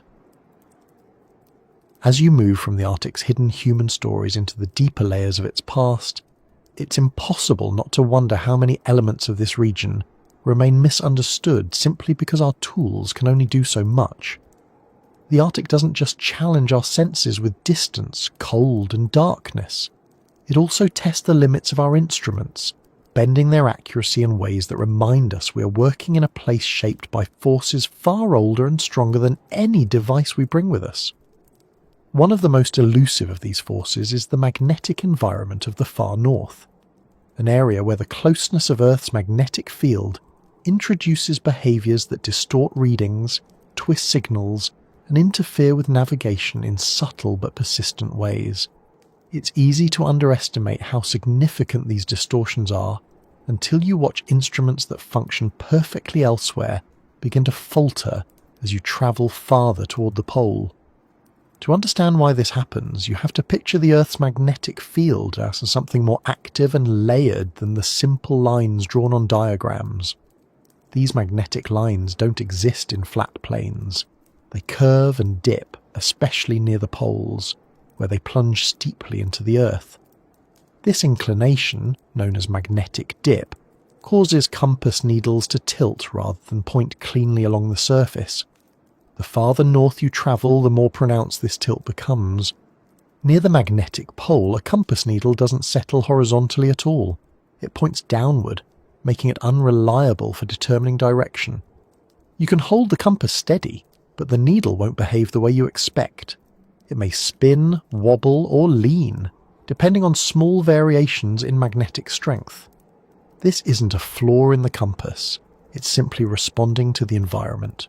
The closer you get to the pole, the more the magnetic field concentrates, and the less the familiar rules of navigation apply. Early explorers struggled with this constantly. They tried compensating for the tilt by adjusting their compasses or creating versions weighted to resist vertical movement. But none of these solutions worked consistently. Even now, with digital compasses, the distortion persists. Sensors must be recalibrated continuously, and even then, accuracy can drift by several degrees. The Arctic also experiences magnetic storms, which occur when charged particles from the Sun interact with Earth's magnetosphere. These particles, carried by solar wind, can compress or stretch the magnetic field, causing fluctuations that interfere with navigation, communication systems, and scientific instruments. When a strong solar storm hits, even satellites orbiting hundreds of kilometers above the surface can experience disruptions. Signals may weaken or delay. Data may become noisy. In extreme cases, electronics can temporarily shut down. On the surface, these magnetic disturbances appear quietly. You won't hear anything or see anything unless the storm produces auroras. But the impact on instruments can be significant. A GPS unit might show shifting coordinates, a magnetometer might record spikes in field strength, a radio signal might become distorted or fade. Researchers working in remote areas often carry backup navigation tools specifically because they know that a single magnetic fluctuation could render their primary tools unreliable for hours. The magnetic pole itself also moves. It is not fixed in place the way geographic poles are. Instead, it drifts due to changes in Earth's core, where an ocean of molten iron generates the magnetic field. This drift isn't slow in geological terms, it's measurable year by year.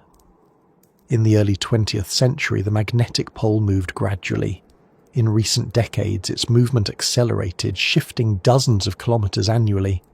This movement means old maps become outdated quickly. Navigation systems must be updated regularly, and researchers working close to the magnetic pole have to stay aware that the location they rely on is not stable. Because the magnetic environment of the Arctic is so dynamic, scientists use specialized tools to measure it. Magnetometers track variations in field strength and direction, but these instruments are sensitive. They pick up small changes caused by metal objects nearby. They can be influenced by the movement of vehicles, the presence of electrical devices, or even distortions in the ground. In the Arctic, these sensitivities become more pronounced because the baseline magnetic field is already strong and uneven. A reading that would be considered a minor anomaly elsewhere might lead to confusion here.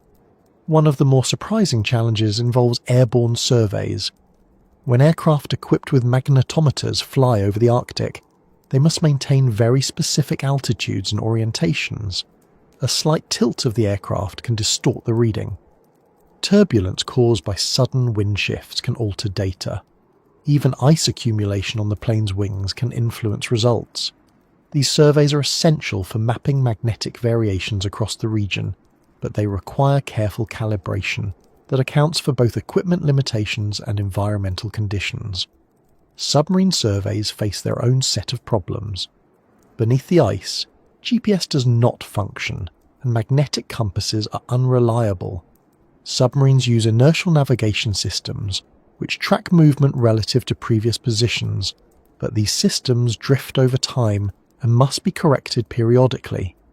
Without satellite signals to recalibrate, the margin of error increases. Submarines must occasionally rise to periscope depth, find a hole in the ice to access the sky, or use external landmarks, rare in the Arctic, to reset their position. Some of the most intriguing magnetic anomalies in the Arctic come from geological features beneath the seafloor. Large deposits of iron ore or magnetite can distort magnetic readings. When aircraft or ships pass over these areas, their instruments may register sudden changes. These anomalies can reveal important geological structures, but they also complicate navigation. A pilot expecting a steady magnetic field may suddenly see instruments shift, requiring quick adjustments to maintain course. The Arctic also contains regions where the magnetic field is weaker or stronger than expected. These variations occur because Earth's magnetic field is not perfectly symmetrical. Differences in core composition, mantle properties, and geological formations near the surface all contribute. Mapping these variations requires long-term studies because they interact with solar cycles and seasonal changes. In summer, the ionosphere, the charged layer of Earth's upper atmosphere, behaves differently than in winter. These changes affect radio waves, GPS signals, and other communication technologies. Radio communication in the Arctic relies heavily on high-frequency bands that reflect off the ionosphere. But when magnetic conditions change, the ionosphere becomes unstable. Signals may reflect in unpredictable ways, creating static or echoing. In some cases, signals pass through the ionosphere instead of reflecting, leading to communication blackouts.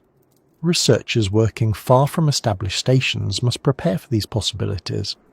Satellite phones help, but even they can experience disruptions during strong magnetic storms. The behavior of the ionosphere also affects ground-based experiments.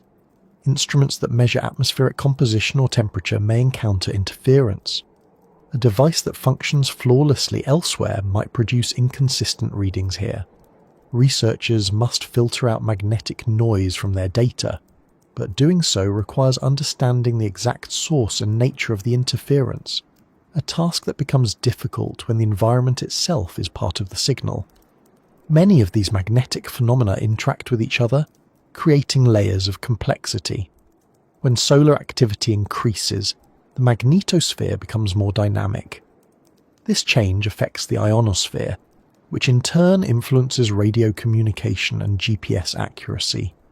These effects ripple through the Arctic environment.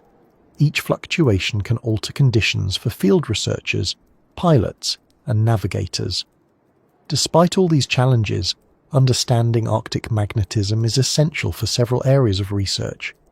Geophysicists study magnetic variations to learn more about Earth's core and mantle.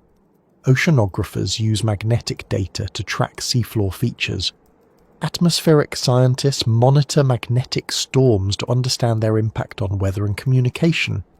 Even biologists studying animal migration patterns rely on knowledge of magnetic fields, since many species, including birds, seals and whales, appear to navigate using magnetic cues.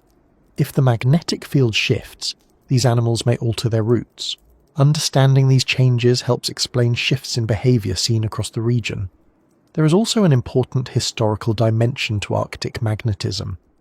Early explorers recorded unusual compass behaviour in their journals. Some described sudden swings that seemed impossible. Others noted that compasses behave differently depending on the time of day or weather.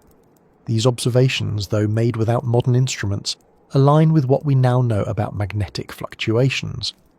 They help historians retrace the routes taken by these explorers and understand the difficulties they faced. The magnetic environment influenced not only their navigation, but also their survival. Modern explorers equipped with advanced tools continue to encounter issues that echo those earlier struggles. A drone loses orientation because its internal compass becomes confused. A ship heading toward a research station must adjust course repeatedly because its navigation system detects shifting magnetic inputs. A weather balloon rises into the atmosphere and transmits data that must be corrected for magnetic interference. These are not occasional events. They are part of the routine. In some areas of the Arctic, magnetic anomalies act like invisible landmarks. Pilots and mariners come to expect certain quirks in their instruments when passing through specific regions. A sudden dip in compass heading might signal the presence of a magnetic ridge beneath the seafloor. A shift in GPS accuracy might imply a nearby disturbance in ionospheric reflection. Learning to interpret these quirks becomes part of working in the Arctic, almost like learning to read currents or wind patterns. What makes these magnetic mysteries particularly compelling is how quiet they are. You can stand on the ice or ride in a ship and feel nothing unusual. The world looks the same. The wind sounds the same. The cold settles in with the same steady persistence. There are no obvious signs that the magnetic field above and below you is shifting, bending or fluctuating. It's only when you look at your instruments, when numbers drift, needles tilt or signals weaken, that you realise something invisible is shaping the environment. This invisibility makes the Arctic's magnetic landscape as elusive as any physical terrain. You cannot see its boundaries or contours. You cannot mark it on a map in the traditional sense. You can only detect it through measurements that require interpretation. Even then, the data is not always straightforward. Magnetic storms may introduce temporary disturbances. Local geological features may create anomalies. Solar cycles may influence readings differently at different times of year. And yet, for all of the difficulties it introduces, the magnetic environment offers valuable insights into Earth itself. Changes in the magnetic field can reveal information about processes occurring deep underground, processes that would otherwise be impossible to detect. The drift of the magnetic pole provides clues about the movement of molten iron within Earth's core. Magnetic storms offer information about interactions between solar wind and the magnetosphere. These events help scientists build models that improve predictions, not just for Arctic navigation but for global systems. Working in the Arctic forces researchers to accept that their instruments will not always behave as expected. It teaches them to adapt, recalibrate, cross-check, and interpret data with caution. The region challenges technology in a way few other environments do, and it reminds us that even with advanced tools, there are forces in the natural world that resist easy measurement. The magnetic mysteries of the Arctic are not hidden by darkness or ice. They are hidden by the nature of magnetism itself, an invisible field threading through the planet, shifting with time and interacting with conditions in ways that reveal both the complexity of this region and the limits of our understanding. And as these forces continue to shape the Arctic, they influence the next part of the story, one where features of the landscape we didn't know existed come into view, not because they appeared suddenly, but because our tools finally became sensitive enough to see them through the interference. After spending so much time moving through the Arctic's magnetic environment, it feels almost natural to shift attention downward again, toward the sea floor that has been hidden for longer than any mapmaker could imagine. There is something quietly humbling about realizing that entire mountain ranges can exist beneath your feet, or beneath the ice, without anyone knowing. Not because they were invisible in a dramatic sense, but because the tools needed to detect them were never strong enough to see through the layers of interference, distance, and drifting ice that shield this part of the world so thoroughly. For decades, the Arctic Ocean floor remained one of the least understood landscapes on Earth, not for lack of curiosity, but because the region kept it covered under shifting ice that made accurate mapping almost impossible. Even now, the idea of mountains rising thousands of meters from the seafloor is surprising to many people. When most think of the Arctic Ocean, they picture a flat, shallow basin covered in ice. But that image belongs largely to the surface. Beneath the ice lies a topography more varied and dramatic than many continental landscapes. Deep basins stretch across enormous distances. Ridges rise abruptly from the seafloor like the spines of submerged continents. Valleys cut through these ridges, shaped by tectonic activity that continues even now. And scattered across these formations lie features that researchers only discovered in recent decades, sometimes by accident, sometimes through surveys that succeeded after previous attempts failed. The main reason these underwater mountains remained hidden for so long is simple.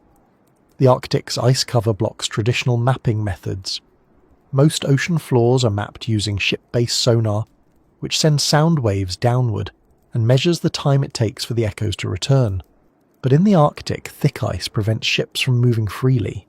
Even icebreakers cannot reach every region, especially those covered in multi-year ice. The ice also reflects and scatters sound waves unpredictably, making readings less accurate. When a ship sends sonar signals through the ice, the echoes often return distorted. Peaks appear where none exist. Sea floors appear smooth where they are rugged. Data must be filtered, corrected, and recalibrated repeatedly. And even then, gaps remain. Submarines offered a partial solution. Military and research submarines have travelled beneath Arctic ice for decades, using sonar equipment mounted on their hulls to map the seafloor below.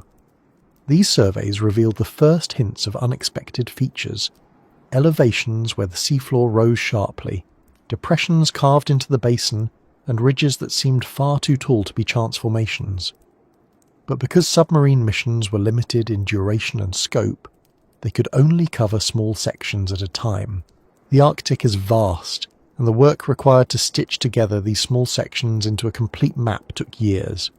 Even today, with improved submarine technology, mapping the Arctic remains slow. The ocean floor here is not uniform. Some regions are extremely deep, and their pressure challenges the limits of instruments. Others lie beneath areas where ice cover persists year-round, making access difficult. The environment changes between seasons. Open water in summer becomes thick ice in winter.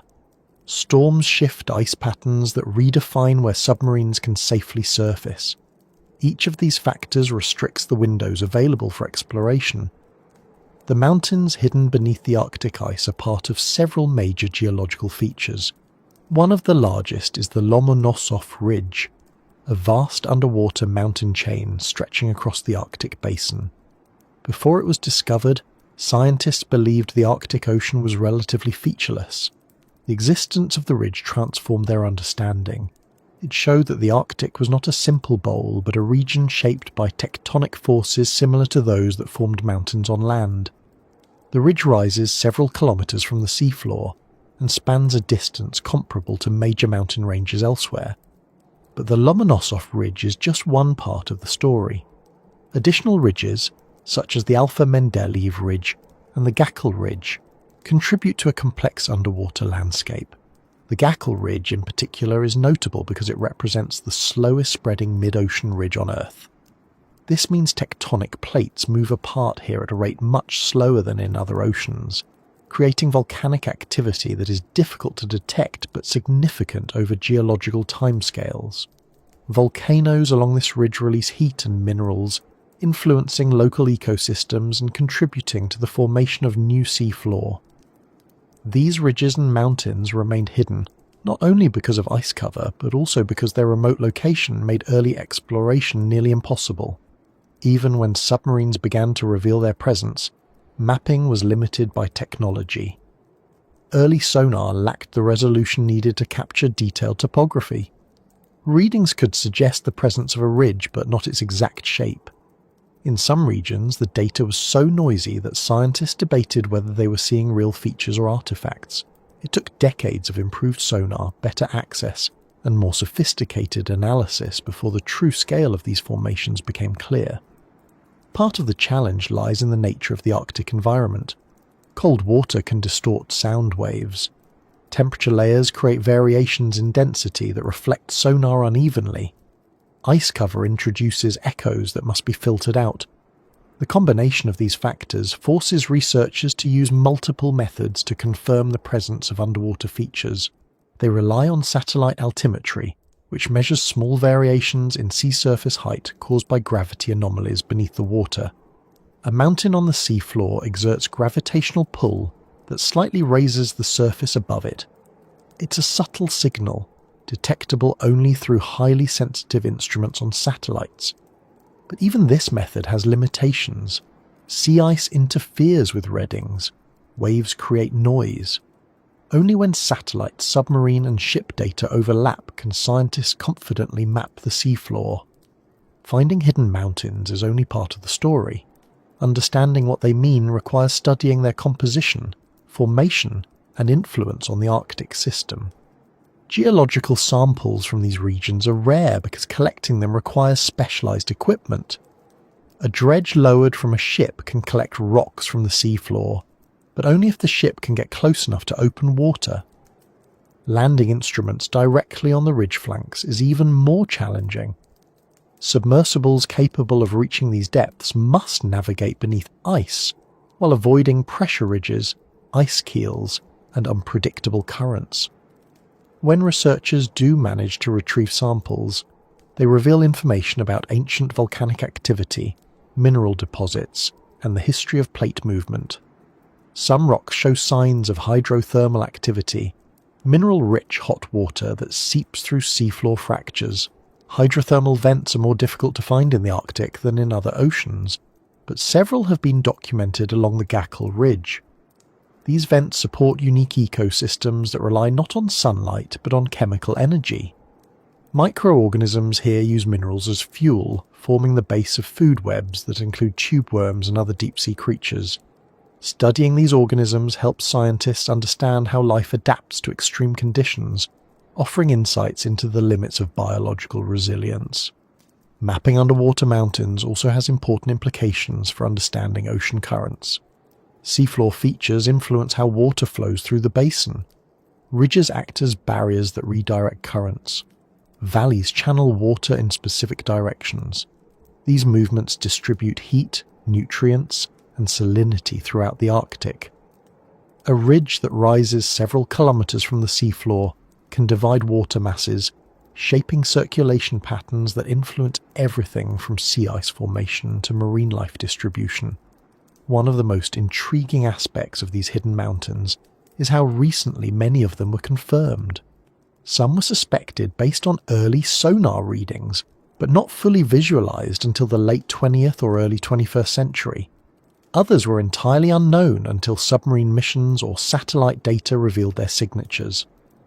The phrase, "no one saw until yesterday," isn't an exaggeration. For many of these features, the first accurate maps were produced within the last few decades. Before that, textbooks and atlases showed the Arctic Ocean floor as a largely blank space, because the data simply didn't exist. What makes this even more remarkable is that new features continue to be discovered. Each year, as technology improves and access increases, researchers refine maps, correct earlier mistakes, and reveal details that were previously hidden.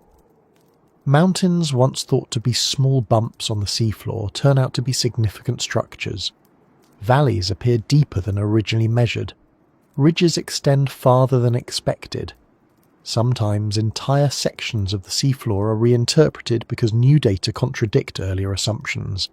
Even with modern tools, the Arctic doesn't make this work easy. Autonomous underwater vehicles can map seafloor regions with high resolution, but their missions are limited by battery life, pressure constraints, and the risk of becoming trapped beneath ice. Icebreakers carve paths through frozen surfaces, but these openings close quickly as ice shifts. Aircraft used for magnetic and gravity surveys operate in harsh weather and limited daylight. Each method provides pieces of the puzzle, but none can cover the entire region alone. Because so much of the Arctic remains unmapped at high resolution, it's possible that many more features still lie undiscovered. In some regions, the ice cover is too thick for ships to reach. In others, the seafloor lies beyond the range of current instruments. The Arctic basin spans millions of square kilometres, and only a fraction has been mapped in detail. The rest remains covered by ice, waiting for conditions or technology that will eventually allow researchers to explore it.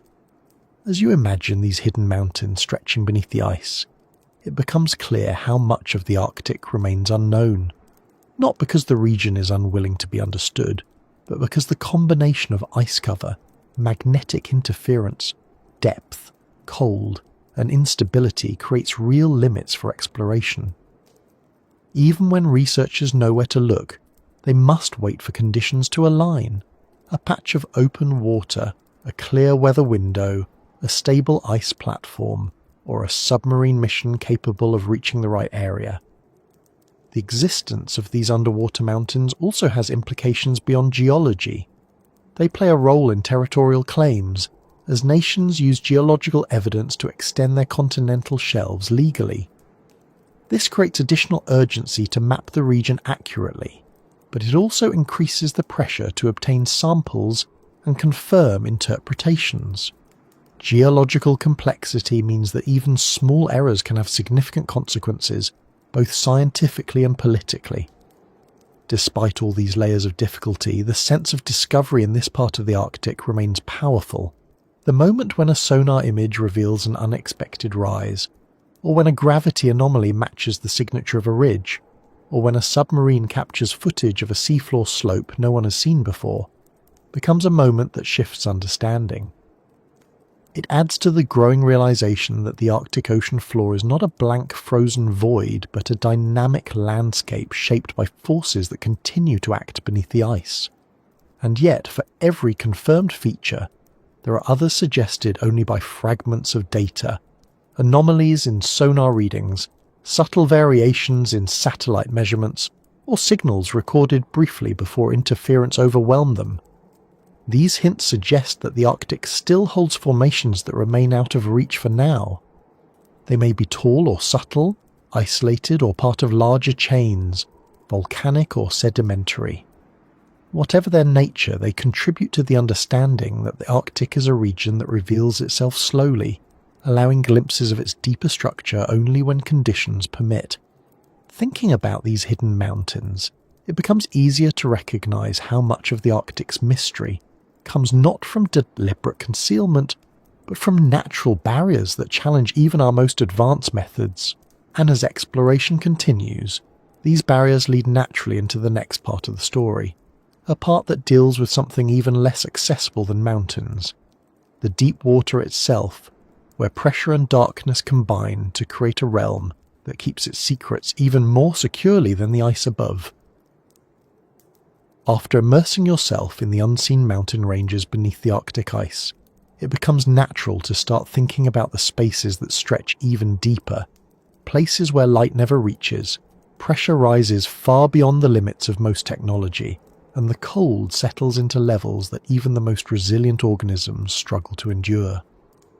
These depths form one of the most inaccessible environments on Earth, a realm where the absence of sunlight is constant, and the combination of pressure, temperature and distance creates a barrier that only a handful of instruments have ever crossed.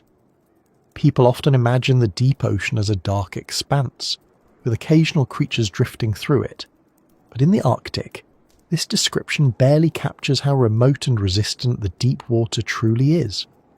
If the mountains beneath the ice were difficult to discover, the depths that surround them are even more challenging. Not because they hide deliberately, but because the environment itself makes access nearly impossible. The Arctic Basin reaches depths of over 4,000 meters in some areas, placing it among the deepest parts of the world's oceans. At these depths, the pressure reaches levels that can crush unprotected equipment in an instant. Temperatures hover near freezing, cold enough to challenge electronics designed for extreme conditions, and unlike other parts of the world where deep-sea exploration benefits from open water, the Arctic's surface is often sealed by a thick layer of ice. This limits the number of places where submersibles can descend, and makes it difficult to retrieve equipment once deployed. Even when a temporary opening appears, there is a real risk that the ice will shift before the mission can be completed, sealing the entry point and trapping anything beneath the surface. Despite these obstacles, scientists have managed to uncover glimpses of what lies in the Arctic's deep waters. These glimpses come from remotely operated vehicles, deep-diving submersibles, specialized sensors, and occasionally from accidental discoveries when equipment drifts or sinks unexpectedly. What they reveal is a world shaped by slow-moving currents, ancient sediment, chemical interactions, and organisms that survive in conditions many would consider uninhabitable. Yet even with these glimpses, most of the Arctic deep remains unmapped, unobserved, and unanalyzed. It's a place where every new measurement raises more questions than it answers. One of the most intriguing aspects of the deep Arctic is how isolated it is. The water that fills the deepest parts of the Arctic basin enters slowly through underwater gateways, often taking centuries to circulate. This slow movement means that much of the deep water remains stable for long periods, preserving chemical signatures and temperature patterns that reveal information about past climates. But it also means that any changes occurring at the surface take a long time to reach the depths. This delay creates a natural archive within the water itself.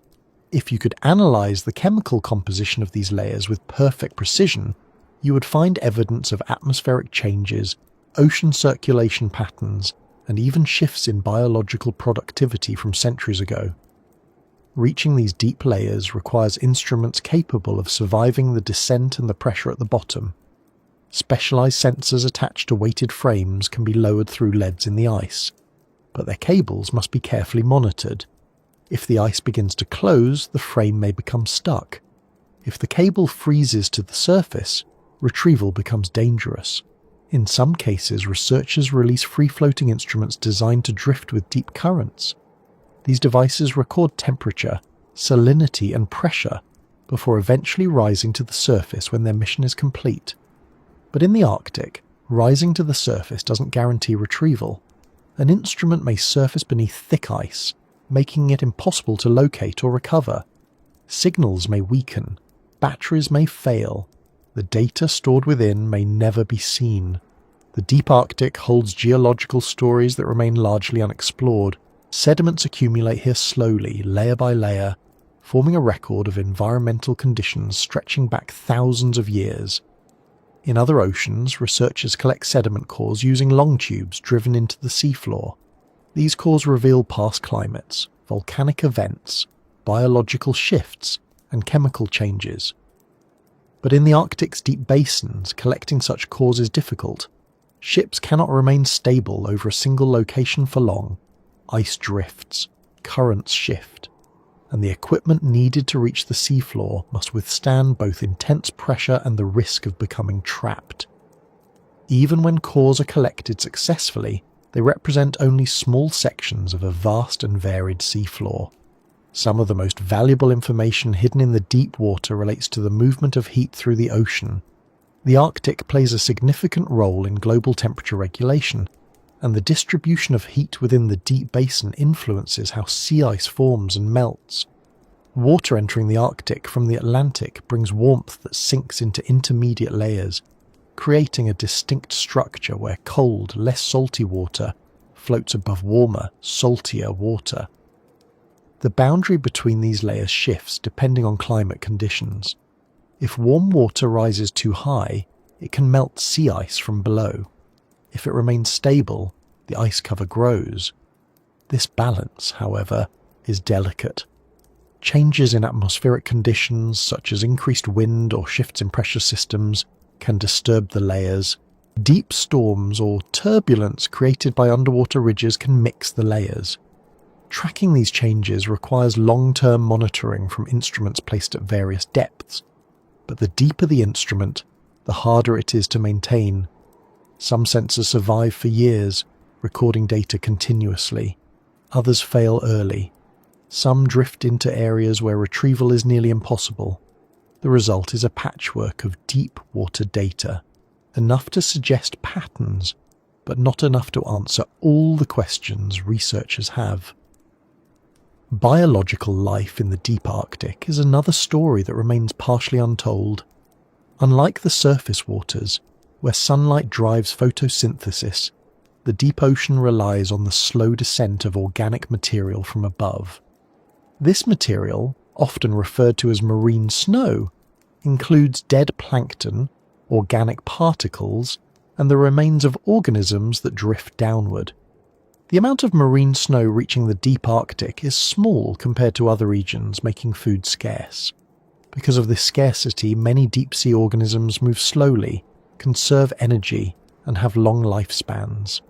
Some species feed on sediment deposits, others rely on chemical reactions near seafloor vents. But the diversity of life at these depths remains largely unknown because so few expeditions have reached these areas with the equipment needed to observe or sample them. When deep-sea cameras do manage to capture footage, they reveal organisms that look unlike those found in other oceans. Some appear gelatinous, drifting with currents. Others crawl slowly across the seafloor. Occasionally a fish with large eyes and a body adapted to extreme pressure passes through the frame. These observations often spark new hypotheses about how species evolve in isolation and what adaptations allow them to survive in near-freezing temperatures. But each sighting is brief. The camera may capture only a few seconds before sediment clouds the view, or the vehicle must ascend. Hydrothermal vent systems along the Gakkel Ridge add another layer to this story. These vents release mineral-rich fluids that support chemosynthetic organisms, life forms that use chemical reactions instead of sunlight for energy. Discovering these vents in the Arctic was a significant moment because it showed that even the coldest, darkest parts of the ocean host ecosystems sustained by geological processes. Yet many of these systems have been observed only once. The difficulty of returning to the exact location beneath shifting ice makes long-term study nearly impossible. Even when coordinates are recorded precisely, ice cover can prevent access for years at a time. Chemical processes in the deep Arctic also hold secrets related to climate. When organic material sinks, bacteria break it down, consuming oxygen and releasing nutrients and gases. The rate at which this happens influences the global carbon cycle, but the Arctic's deep waters have unique characteristics, such as low temperatures and slow circulation, that change these processes in ways not observed elsewhere. Understanding them requires data collected over long periods, yet instruments cannot remain indefinitely in such conditions without maintenance. Another challenge comes from the darkness. In other parts of the ocean, even deep water environments receive faint light or benefit from bioluminescence that reveals movement. But in the Arctic, long periods of darkness at the surface mean that deep environments remain dark year-round. The absence of light complicates exploration and influences biological behaviour. Cameras must rely on artificial lighting, which can startle or alter the behaviour of organisms. Even the presence of a vehicle can disturb delicate ecosystems or stir up sediment that obscures visibility. What makes the deep Arctic especially resistant to exploration is not only the physical difficulty but also the unpredictability. Currents change direction without warning. Ice moves unpredictably overhead. Sound waves behave differently in cold, dense water. Pressure increases rapidly with depth. Any malfunction in equipment, no matter how small, can end a mission prematurely. Recovering stuck or lost equipment is nearly impossible. These risks limit the number of missions and the duration of those that do occur. Even when data is successfully gathered, interpreting it can be challenging. Temperature fluctuations may be influenced by multiple factors: incoming Atlantic water, changes in atmospheric pressure, turbulence near underwater ridges, or even seasonal shifts. Chemical signatures may reflect events that happened centuries earlier. Biological samples may represent rare occurrences rather than typical conditions. Sorting these signals requires careful analysis and often leads to new questions rather than firm conclusions. The deep Arctic also holds clues about tectonic activity. Earthquakes in this region are typically small, but they leave signatures in the seafloor and in the structure of sediment layers. Mapping these patterns helps scientists understand the movement of the Eurasian and North American plates, especially near the Gackel Ridge. But detecting these events requires seismometers placed on the seafloor, which again raises problems of deployment and retrieval. Storms can damage moorings. Pressure can harm electronics. Ice cover makes it difficult to return to the same spot to collect data. Despite all these barriers, the deep Arctic remains an essential part of the global climate system. It stores heat, carbon, and chemical elements that circulate slowly through the ocean. It supports ecosystems that, though small in biomass, play important roles in nutrient cycles, and its geological features shape ocean currents that influence conditions far beyond the Arctic Circle. Understanding the deep water is crucial for building accurate climate models. But until access improves, large parts of this region will continue to hold their stories quietly, releasing only fragments through the instruments that manage to reach them. What becomes clear, after spending time with these depths in your mind, is that the Arctic is not a place that reveals itself quickly or fully. Every layer, surface, ice, intermediate waters, seafloor, and the deep basin holds secrets shaped by time and pressure, accessible only when conditions align. And as you follow these layers from the ocean floor upward, the challenges faced by technology and research become intertwined with the broader mystery of the region. Those challenges lead naturally into the next part of this long journey, where the question shifts from what the Arctic hides to why the tools we design struggle so persistently in a place that demands more from our understanding than many other environments on Earth. Spending time thinking about the deep water helps you understand something that becomes increasingly hard to ignore as you follow each hidden layer of this region. No matter how advanced our tools become, the Arctic continues to push them to their limits. It's not because the technology is poorly designed, or because the people who build it lack skill. It's because the Arctic imposes conditions that don't exist anywhere else on Earth, in the same combination, making it a place where equipment that performs flawlessly in one environment begins to behave unpredictably in another. It's the edge of the world in the practical sense, a place where the forces that shape the region don't follow patterns we find familiar, and where the margin for error shrinks so quickly that even the smallest issue can escalate.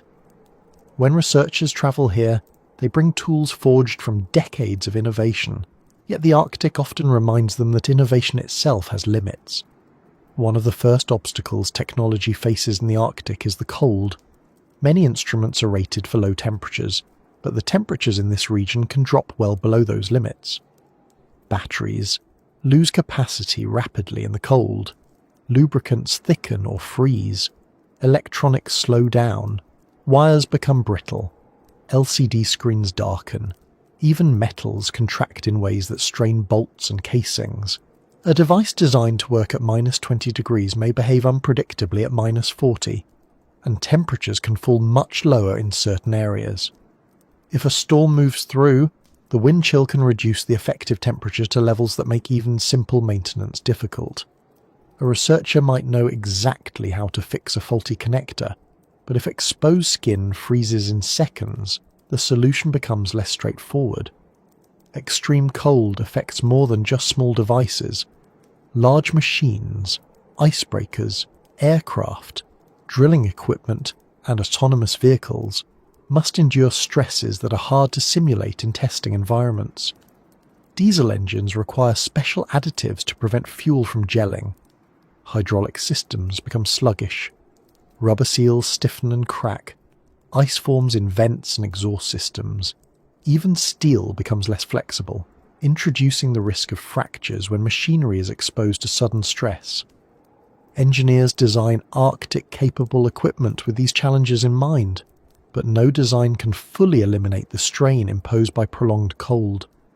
Wind introduces a second layer of difficulty. In many parts of the Arctic, wind speeds can rise quickly with little warning. Snow lifted by wind reduces visibility to near zero, making drone flights hazardous and grounding aircraft. Blowing snow also buries equipment left on the surface, hiding antennas, solar panels, and data loggers under layers of ice crystals that must be dug out repeatedly. If wind pushes ice flows into an area where instruments were deployed through leads in the ice, cables can become trapped or severed. Floating instruments designed to surface after collecting data may find themselves pinned beneath drifting ice, unable to transmit or be recovered. Then there is the problem of darkness. Much of the Arctic experiences polar night, months when the sun never rises. During this period, solar-powered devices become ineffective unless they carry energy storage systems large enough to last the winter. Cameras and sensors that rely on natural light become blind. Pilots navigating the region lose visual reference points. Even instruments that function perfectly in the dark demand careful calibration, because low temperatures and prolonged darkness affect how sensors respond. LED lights used on underwater vehicles or sampling equipment become the only source of illumination, but lighting must be used cautiously to avoid altering the behavior of organisms being studied or casting misleading shadows across the seafloor. Conversely, when the sun returns during the summer, continuous daylight introduces a different set of complications. Solar radiation warms the surface unevenly, affecting instrument readings. Snow melts around equipment, causing it to tilt or shift. Sensors designed to measure temperature or light must account for unusual patterns of illumination. Moreover, continuous sunlight does little to help solar panels if wind blows snow over them, or if ice crystals accumulate on their surfaces blocking the light. Maintenance teams must clear the panels frequently, but weather and access constraints often prevent timely cleaning. Another major challenge involves ice itself. Ice is not a static barrier, it moves constantly under the influence of currents and wind. This movement disrupts nearly every kind of technology used in the region. Autonomous underwater vehicles risk becoming trapped beneath ice flows. Moorings anchored to the seafloor can be dragged away when ice keels, thick underwater ridges of ice, scrape across the bottom. Surface buoys designed to float freely may be crushed if ice closes around them. Even instruments placed on stable multi-year ice can be carried hundreds of kilometers from their initial deployment site, making recovery difficult. For ships operating in the Arctic, ice is both an obstacle and a threat. Icebreakers are built with reinforced hulls, but even they must navigate carefully, avoiding pressure ridges and thick flows that could damage the vessel. Sonar systems used for navigation may become unreliable when echoes bounce off ice fragments floating beneath the surface. Mechanical stress accumulates each time the ship pushes through dense ice. Vibrations travel through the hull. Propellers encounter resistance that strains their blades. As the voyage continues, small issues can grow into larger problems. Communications technology encounters its own difficulties here. Satellites that provide coverage for most of the world operate at latitudes that do not extend reliably over the poles. Signals weaken near the horizon. Bandwidth decreases. In some areas, Communication windows occur only when satellites pass low across the sky at specific times of day. Equipment used for high-frequency radio communication depends on ionospheric conditions that vary dramatically with magnetic activity. When solar storms strike, signals may scatter or fade completely. Researchers working in remote camps must often rely on a mixture of communication methods, satellite phones, radios, and shortwave channels, hoping that at least one will function reliably on any given day. Navigation systems face similar issues. GPS signals weaken near the poles because satellites orbit lower on the horizon. Increasing the distance, signals must travel through the atmosphere. As the signals pass through layers of varying density, they bend slightly, creating small but significant errors in position. In a place where there are no roads, no landmarks, and no reliable points of orientation, even a small error of a few meters can cause significant problems. Instruments used to correct GPS drift depend on magnetic readings, but as you move closer to the magnetic pole, those readings become unstable. A compass needle may tilt, spin, or fail to settle. Electronic compasses suffer the same fate. Inertial navigation systems help fill the gaps, but they drift over time and require periodic calibration that is difficult to perform when the nearest open sky might lie hundreds of kilometers away. Underwater equipment faces its own set of constraints. Pressure increases rapidly with depth, requiring submersibles and sensors to be housed in pressure-resistant casings that are both expensive and delicate. Even small imperfections in the housing can lead to catastrophic failure. The cold affects seals and gaskets. Pressure affects electronics. Sediment stirred by currents can clog sensors or cloud visibility. Autonomous vehicles must navigate without reliable sonar or GPS, relying on inertial systems that must cope with magnetic disruption and uncertain currents. If an underwater vehicle fails, locating and retrieving it may be impossible. Another challenge that becomes evident in the Arctic is the difficulty of repairing equipment. In more temperate environments, researchers can stop, perform maintenance, replace components, or adjust settings as needed. In the Arctic, the environment rarely allows such flexibility. A storm may prevent access to an instrument for weeks. A camera buried beneath snow cannot be dug out if the snow is solidified into ice. A buoy frozen into a floe cannot be removed without risking damage to the device.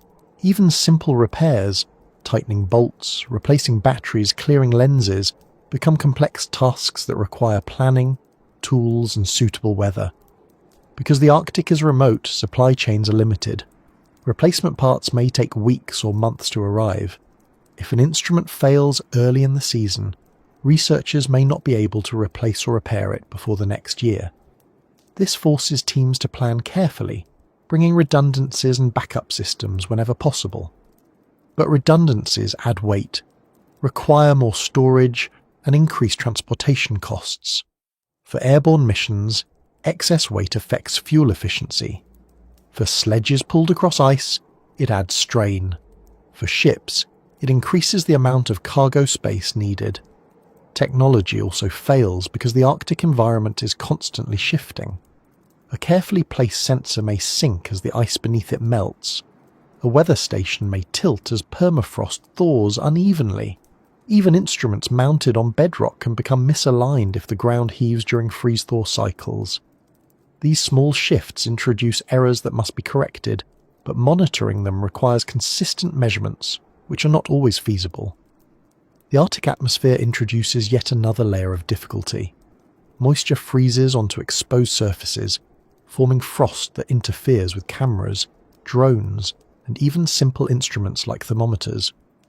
Blowing snow accumulates inside vents and enclosures. Fog forms unexpectedly, limiting visibility for flights. In extreme cold, moisture from breath or equipment can freeze instantly, forming ice crystals that obscure sensors. Human limitations also affect technology. Researchers must work in bulky gloves, heavy clothing, and face protection, reducing dexterity. Fine adjustments become difficult. Any mistake can lead to frostbite or equipment damage. Tasks that would take minutes elsewhere may require hours here. And because daylight is limited during winter, researchers often work in dim light with headlamps, increasing the risk of misalignment or error. Another issue arises from the complexity of integrating multiple technologies. In the Arctic, instruments often must work together.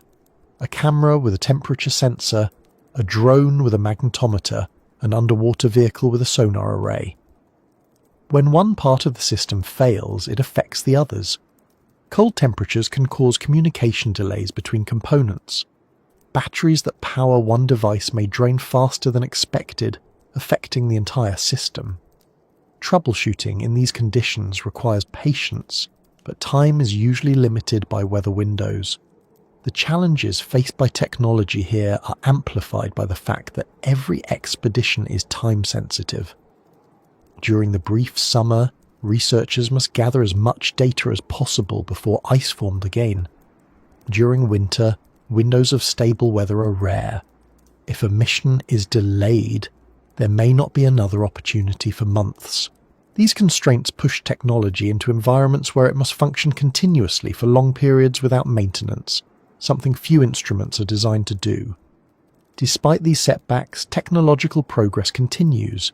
New materials resist cold better, batteries last longer, autonomous vehicles become more reliable, sensor arrays grow more compact, communication networks expand.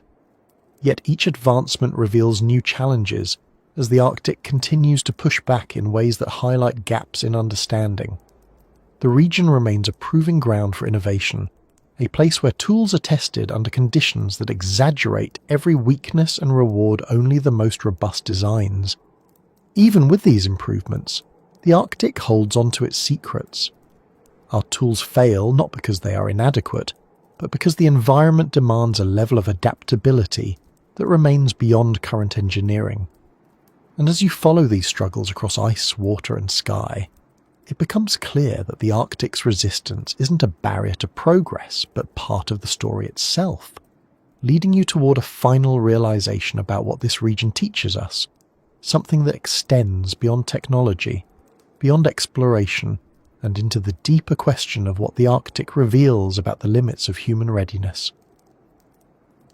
After spending so much time following the Arctic through its hidden depths, its drifting ice, its deep water, its magnetic distortions, its shifting sea floor, and the ways it constantly unsettles our tools, you eventually begin to notice something that sits beneath all of it.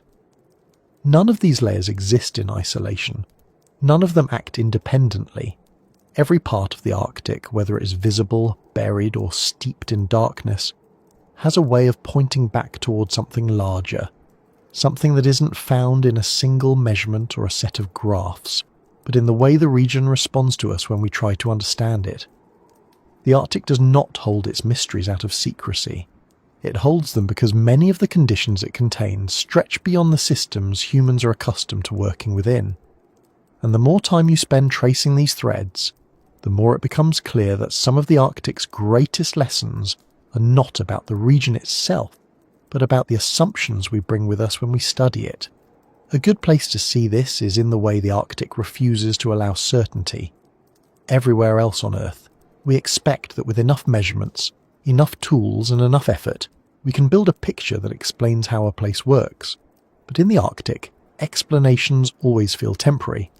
A model designed to predict ice formation may work one season and fail the next. A theory about deep-water circulation may hold for a decade and then fall out of alignment when a shift in current patterns changes the entire structure. Even the most carefully calibrated instruments sometimes disagree with one another. It's not because they are inaccurate, but because the region they are measuring evolves faster or more subtly than the equipment can track. This constant adjustment forces a kind of humility.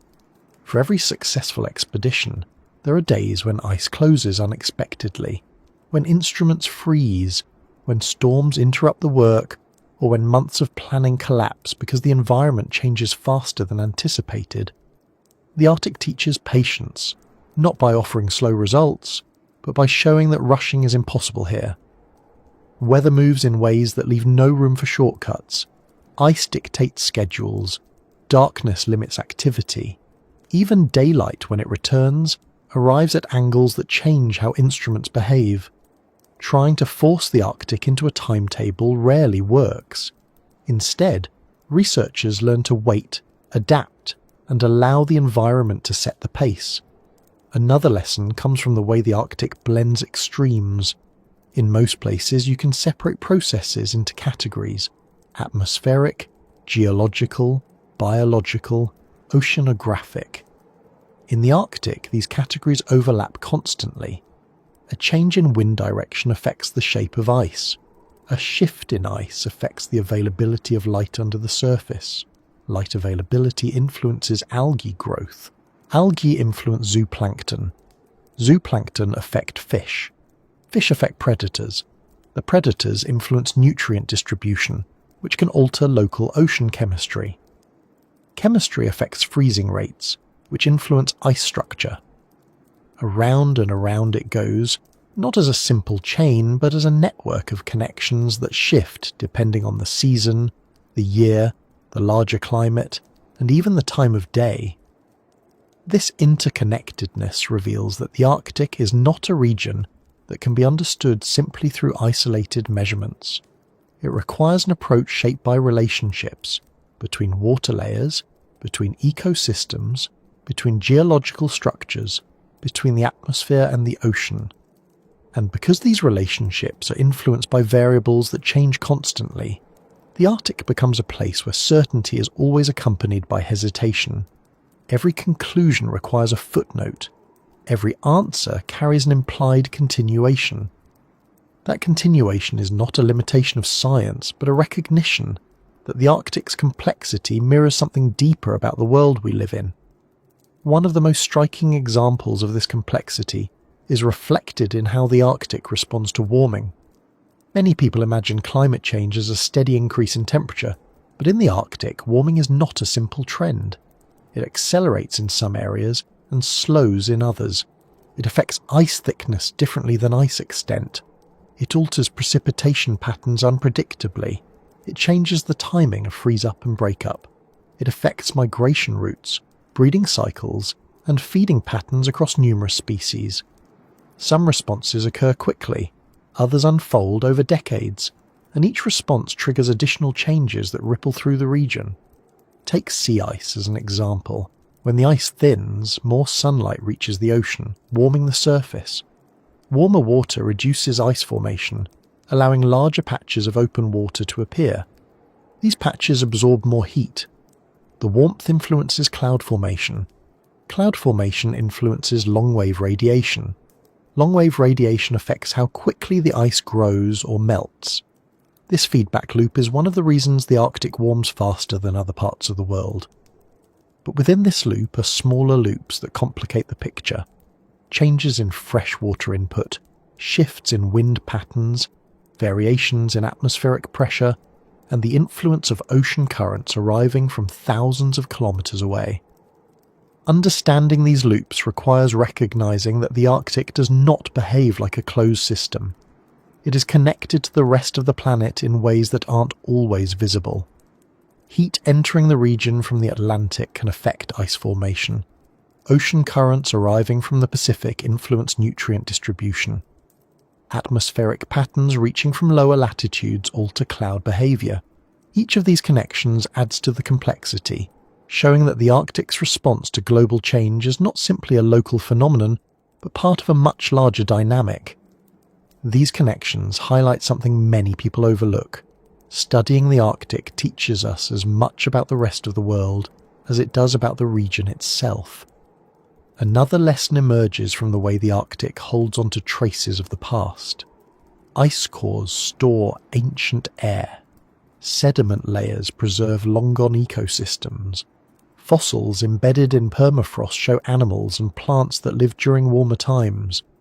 These records demonstrate that the Arctic has undergone dramatic shifts long before humans attempted to measure them. Seas advanced and retreated. Glaciers grew and collapsed. Forests existed where tundra now stretches. The region has seen cycles of warmth and cold many times, each driven by natural changes in the planet's orbit, atmospheric composition, or volcanic activity. Yet the pace of change observed today is different from many past cycles. It's faster, more variable, more widespread. The Arctic, through its preserved layers, provides context for understanding just how unusual current trends are. These layers also reveal how resilient the region can be, and how vulnerable. Species adapted to extreme cold might survive subtle environmental shifts, but struggle when shifts occur too rapidly. Ice-dependent organisms can thrive in stable ice conditions yet face difficulty when freeze-up becomes inconsistent. Even deep-water species seemingly isolated from changes happening at the surface eventually feel the effects when heat or salinity shifts reach their depths. This complexity further emphasizes that the Arctic's lessons are not limited to environmental science. They extend into questions of resilience, adaptation, and the limits of survival, whether biological or technological. Then there's the unpredictability of discovery. Many of the Arctic's features, hidden mountains, deep water ecosystems, ancient civilizations, magnetic anomalies, remained unknown for much of human history. They weren't found through deliberate hunts for secrets. They were discovered because tools improved, expeditions reached new areas, or conditions allowed access at the right moment. These discoveries remind us that our understanding of the world is always incomplete. No matter how much data we gather, there will always be more to find, more to map, more to observe. The Arctic teaches that discovery is not a straightforward path. It's a process shaped by chance, persistence, and timing. The region also challenges the belief that technology always leads to clarity. In many parts of the world, advanced tools reveal details that were previously invisible. But in the Arctic, technology often encounters limitations that are as revealing as the data itself. When instruments fail, we learn about the conditions they cannot withstand. When signals distort, we learn about the magnetic landscape shaping those distortions. When sensors drift, we learn about currents that move unpredictably. Each failure is a piece of information, pointing toward aspects of the environment that remain outside our grasp. This idea, that failure contains knowledge, is one of the Arctic's quietest lessons. In a region where controlled conditions rarely exist, where variables shift constantly, and where access is limited, failure becomes a natural part of exploration. Equipment breaks, data gaps appear, plans change, yet each obstacle leaves behind traces that help refine future attempts. The Arctic teaches persistence not through reward but through resistance. It asks researchers to continue despite uncertainty, despite risk, despite the likelihood that any given mission might yield only a fraction of the intended results. The region also teaches something about scale. The Arctic is vast beyond what most people imagine.